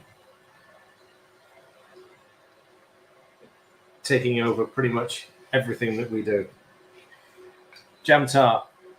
Again, one of my favourites. One of the things that I used to make with my gran all the time. And this jam with the agar-agar actually does taste like old school jam. It's not overly sweet. So yes, there's a bit of sweetener in there, but obviously I use frozen strawberries actually. A bag of frozen strawberries. There was no weight loss on it because I added a bit of water, and then you just boil it with a couple of grams of agar agar, and as it cools, it sets, and it's a seedless, thick jam. That white Panda, the 90-second Panda that Lisa did a couple of days ago, that would be perfect. Jam on toast, strawberry jam on white bread.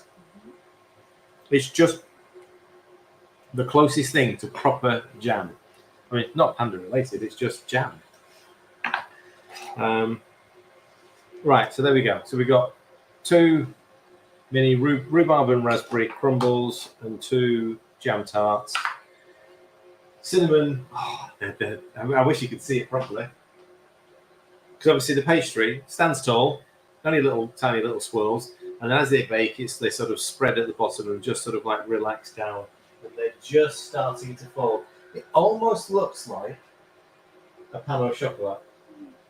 Almost. Right, I'm going to do a little tidying up. Yes, can you buy supermarket? Won't be supermarket. It'll be. Actually, no. Do you know what? It might be in the free from, because agar agar is a vegetarian alternative to gelatin. So if you're going to find it anywhere, you're going to find it in the free from aisle. It'll have to be a big store. Otherwise, it's very easy to get hold of online, and it's not expensive. So it works the same way as gelatin. But I think sometimes gelatin does give things a flavour, whereas agar agar is completely neutral. There's no flavour whatsoever. And you don't know it's working. The problem with it is you don't know it's working until it's set, until it's cooled. So it doesn't thicken on the boil, it thickens on the cool.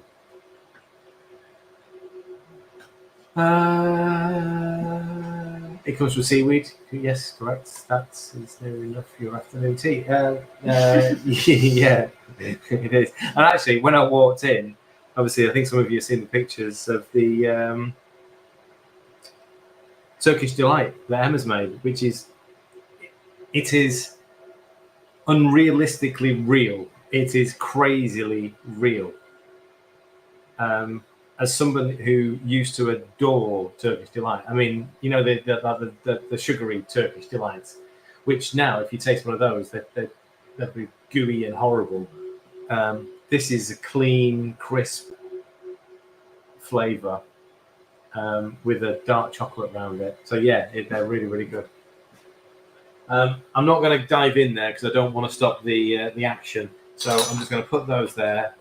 I'm going to tidy up a little bit. How long do you need to cook the ham tarts or the jam tarts? The jam tart. Do you know what, Kathy? Barely anything. I mean, the jam tart, even these with a tiny bit of crumble, they're only going to take 10 minutes. I would do it 10 minutes. That's what I'll do when I put them in. I'll do them for 10 minutes because you just want that slightly golden and slightly baked look over the jam.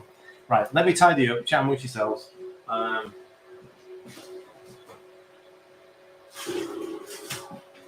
I fancy a cup of tea. You are. Oh, I'll slip the kettle on.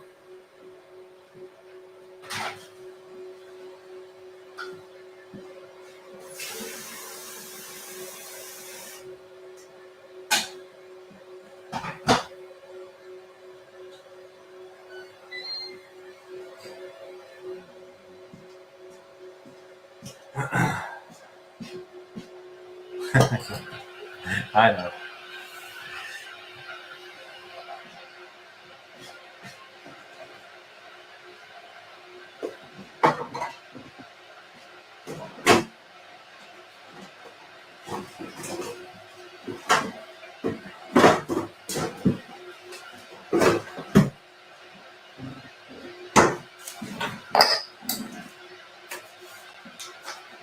Didn't mean to use that for them, but it doesn't matter. Yeah, standard. Black coffee. No coffee right now, Karen. Too late in the afternoon. It's 10 to 4, honestly.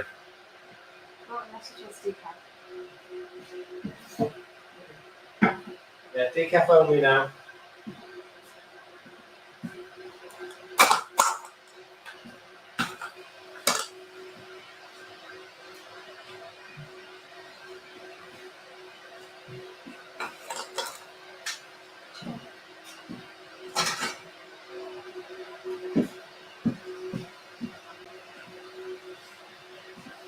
I love my little cinnamon swirls.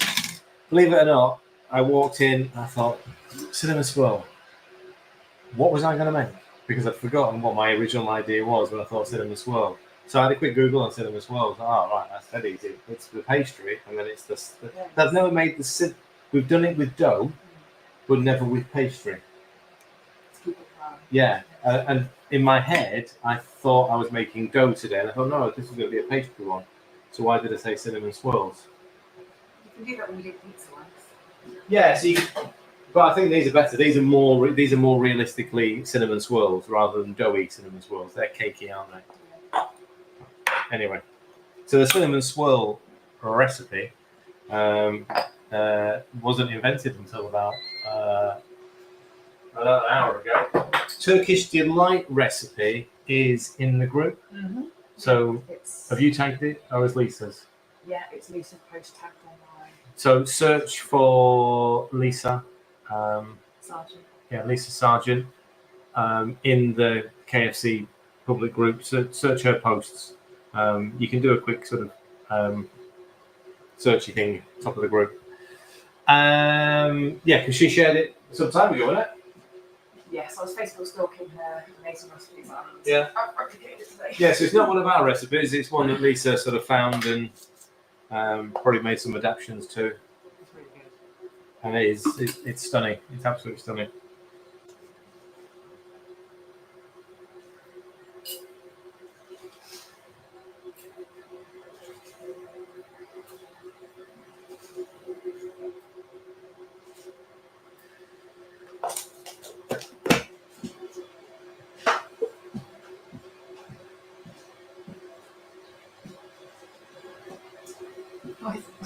What is it? It's one of the puers, isn't it? Right, okay. Welcome to a new section of the live. It is Tea with Mark. I think it's a mystery one, Sue. It's one that's ended up coming out of a bag, and it's either a puer or a poulet. Either way, I love it.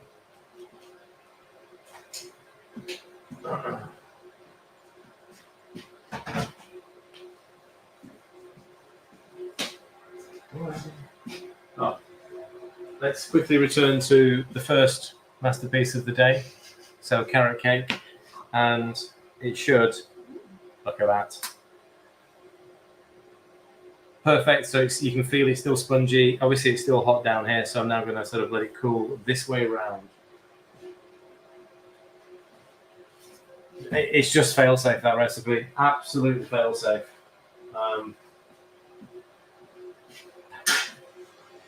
The only adaptation you're going to make is how much up and down for spice. Do you want it stronger? Chuck some more mixed spice at it, or chuck some more ginger at it, something like that. Going to live really dangerously, stick some more cloves in there. Yeah. Right, where are we? 2 minutes. And the cinnamon swirls, they look. Oh, the little pastry thing looks beautiful as well. Yeah, so 2 minutes and they're done. 2 minutes and they're done.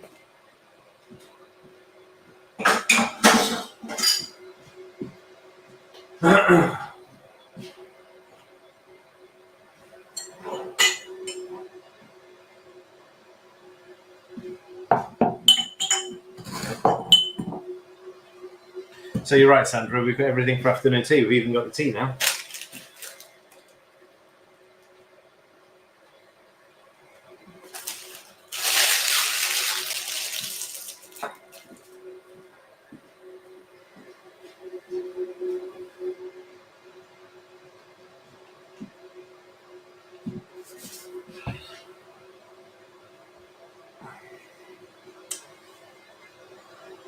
Sue's down to 1 coffee a day. How big's the coffee? Is that? I mean, I've got a flask at the bakery which actually holds 3 gallons. So you could class that as. I only made it once. I made coffee once.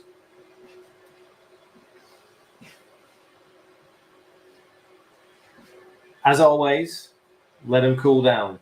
They'll be, especially the high-fat pastry, so the butter, or if you're going to do it as a lard version, Haven't tried it, but somebody messaged recently to say they've made the pastry using goat butter, and oh my life, it was amazing. I was like, right, okay, we'll have to give that a go. But let it cool down, because it will go crispier when it's cooler. If you try and eat one of these now, they're going to be soft and squishy. They look perfect though. I'm not lying. They're way better than I anticipated when I started this session thinking, how the hell am I going to do cinnamon swirls? They're way better than I thought. Here we go.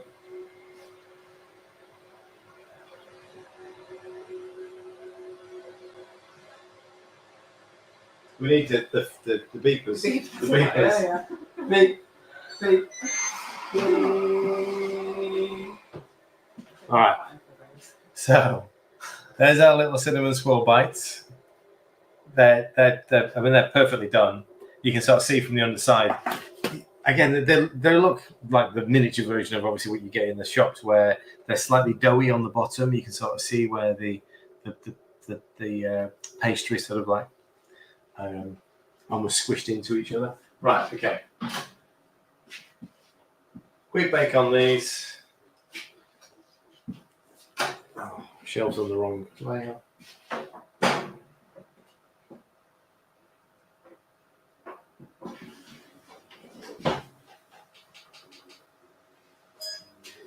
Ten minutes and we're done. I just want to see. Yeah, it feels it's quite thick on the base, that one.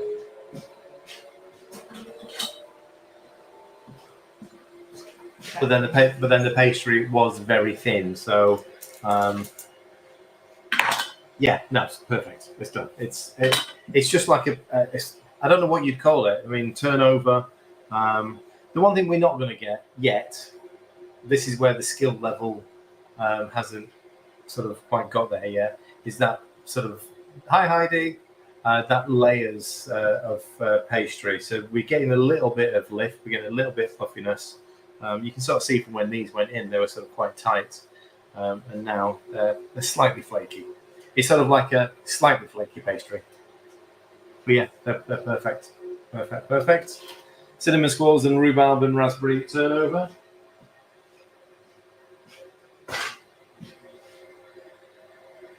I'll bring everything up here now. And this has been published for a week. I put an event up in Panda Pantry and then shared it across. So I did publish this. Christ, I can't remember when I notified it. But I'm trying to do one every Sunday, if possible. So you'll get used to it. Around about 1-2 o'clock we'll start, and we'll see how long it takes to get through what I've got planned. So next week we're going to be making pancakes, waffles, chaffles. You know, the one thing we haven't done is the falafels. Oh, yeah. We haven't done them yet. Okay, Jan, it doesn't work with Panda. I have tried it. So the way you'd normally get the sort of like the layers for flaky pastry is by folding in butter. Once Panda is made, it won't let the pastry. It won't let anything else in. So I have tried it, and we've tried it multiple times. I reckon the only way it would work is if it was mechanically made. But by hand, essentially all that happens is the Panda pushes the butter out. It won't take it on board. So it just, yeah. I've not got that there yet. And weirdly enough, I was looking last night for whether there's a domestic version of a pastry sheeter. If you just Google pastry sheeter, you'll see what I mean. But they are huge things that pastry gets passed through, and there's a roller in the middle, and it's a belt, and it just passes it side to side, side to side. And each time it gets passed, it gets thinner and thinner. Well, that's how professional pastry, maybe not commercially. No, they're not pizza pinwheels. These are cinnamon swirls. Same concept, savoury. sweet version of the savoury. Yeah, so you can actually go and watch someone making croissant pastry or flaky pastry. Panda just doesn't work that way. It just doesn't allow something else to be almost pushed into the dough. Oh, the cake is spectacular.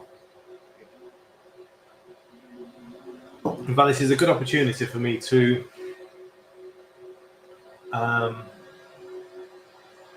weigh the cake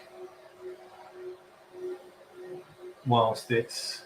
So here's something that you may not think about at home when you're working out macros. So when you do a recipe for a cake, there will be a certain amount of weight loss in the cook process. So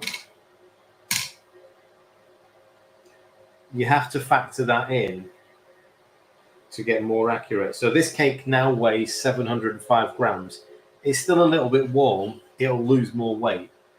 It'll probably lose maybe another 10, 20 grams in weight whilst it's cooling down. Carrot cake.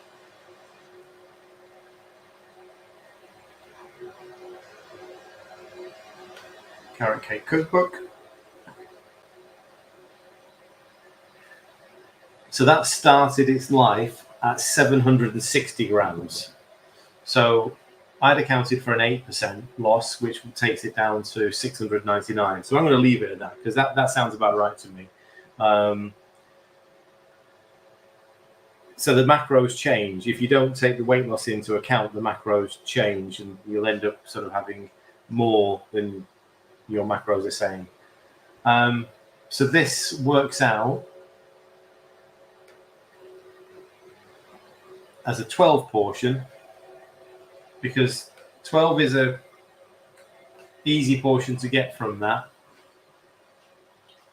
2.9 grams of carbs. That's before we do anything with the topping. So generally it's cream cheese, lemon juice, a little bit of sweetener, sprinkled with walnuts, pecans, whatever you want. 2.9 grams of carbs for 12 and 3.6 grams of protein, 12 grams of fat. So I mean, it's perfect. It's a really good cake. Right, okay. They're set enough that we can actually have a little taste. Have a cinnamon swirl. No, take one of the real ones. It's a real one. No, take a real one. Take a real one. So you can sort of see nice little doughy bottom. Oh yeah. So again, they'll go a little bit firmer when they cool down. But they're light. Probably could do with a little bit more sweetener. Probably a little bit more.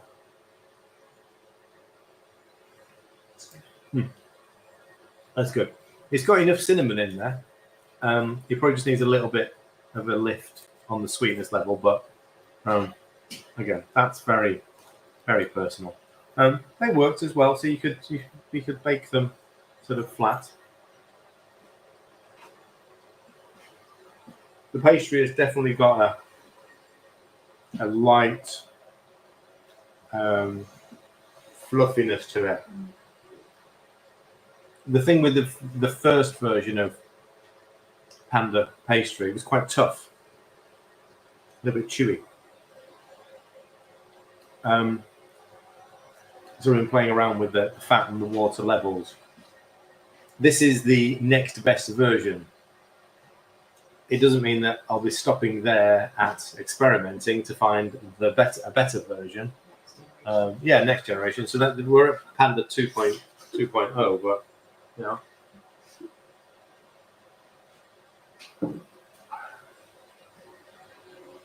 Yeah, nearly done 2 minutes, and then these are out, and then that's the 2 hours and a bit up. I didn't think I'd get 2 hours done today.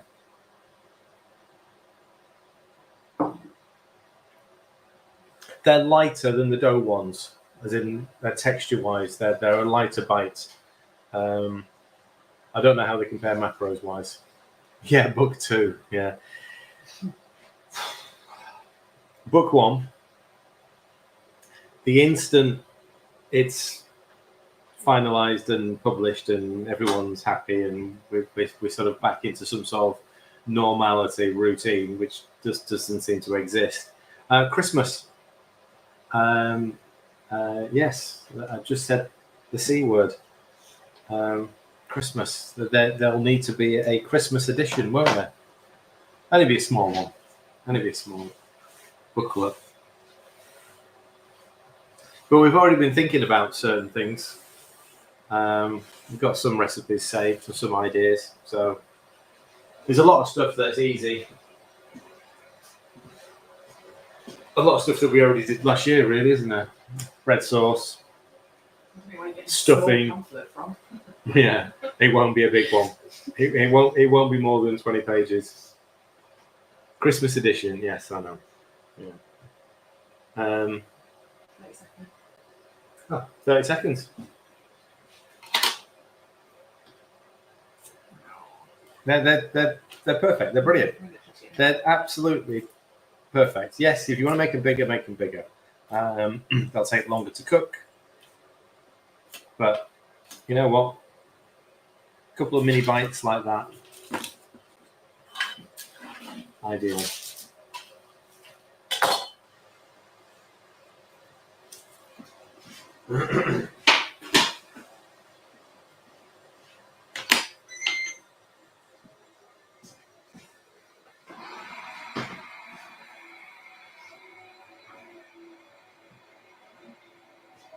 Yeah. So, little rhubarb and raspberry crumble, little jam tart, and again, once the agar agar is set as a jelly, it's not going to unset. So reheating it doesn't change it. You could probably do it a little bit longer, but I mean they're fully baked. It's just they're not fully golden on top, but I'm more than happy with the way they look. And obviously, just let them cool for a minute, and they'll just pop out the tins. Again, I know these tins are completely non-stick, so there you go, Kathy. I expect to see jam tarts at some point during the week. Yeah. Okay. Thank you. We need a marmalade making episode. I got the jam right. Right. Okay. I've never made the marmalade. I've never even seen that recipe. I know it's in one of the books, but that wasn't one of mine. So I'll have a look at marmalade because I am a marmalade fan. Agar agar will sort that out instantly. Absolutely. It's just getting the right amount. Yeah, I'll have a look. It won't be before I finish this book, though. Don't leave it till October, and then remind me marmalade, and we'll do a. Actually, I like marmalade on toast. Yeah, I like marmalade as well. Yeah. Right then, folks. Just needs custard. Yes, of course. Sue. Just needs. No. This is basically this lot and custard, and that's Sue happy for a day. Thank you, husband. Well, I'm not cooking your husband. Right, we're done. We're going to go for a dog walk. I will see some of you tomorrow evening. Or otherwise next Sunday. Don't forget, Friday, 2:00. Keep an eye for the event when it comes round. And then you can always click going and then you'll get a reminder to say it's on. Yeah. So if you see the event and you think, yeah, I don't want to miss it, just click going. And then it'll remind you. It doesn't matter if you don't turn up, because it is recorded and you can always watch it back at any time you want. So that's it. Right, okay. See you later.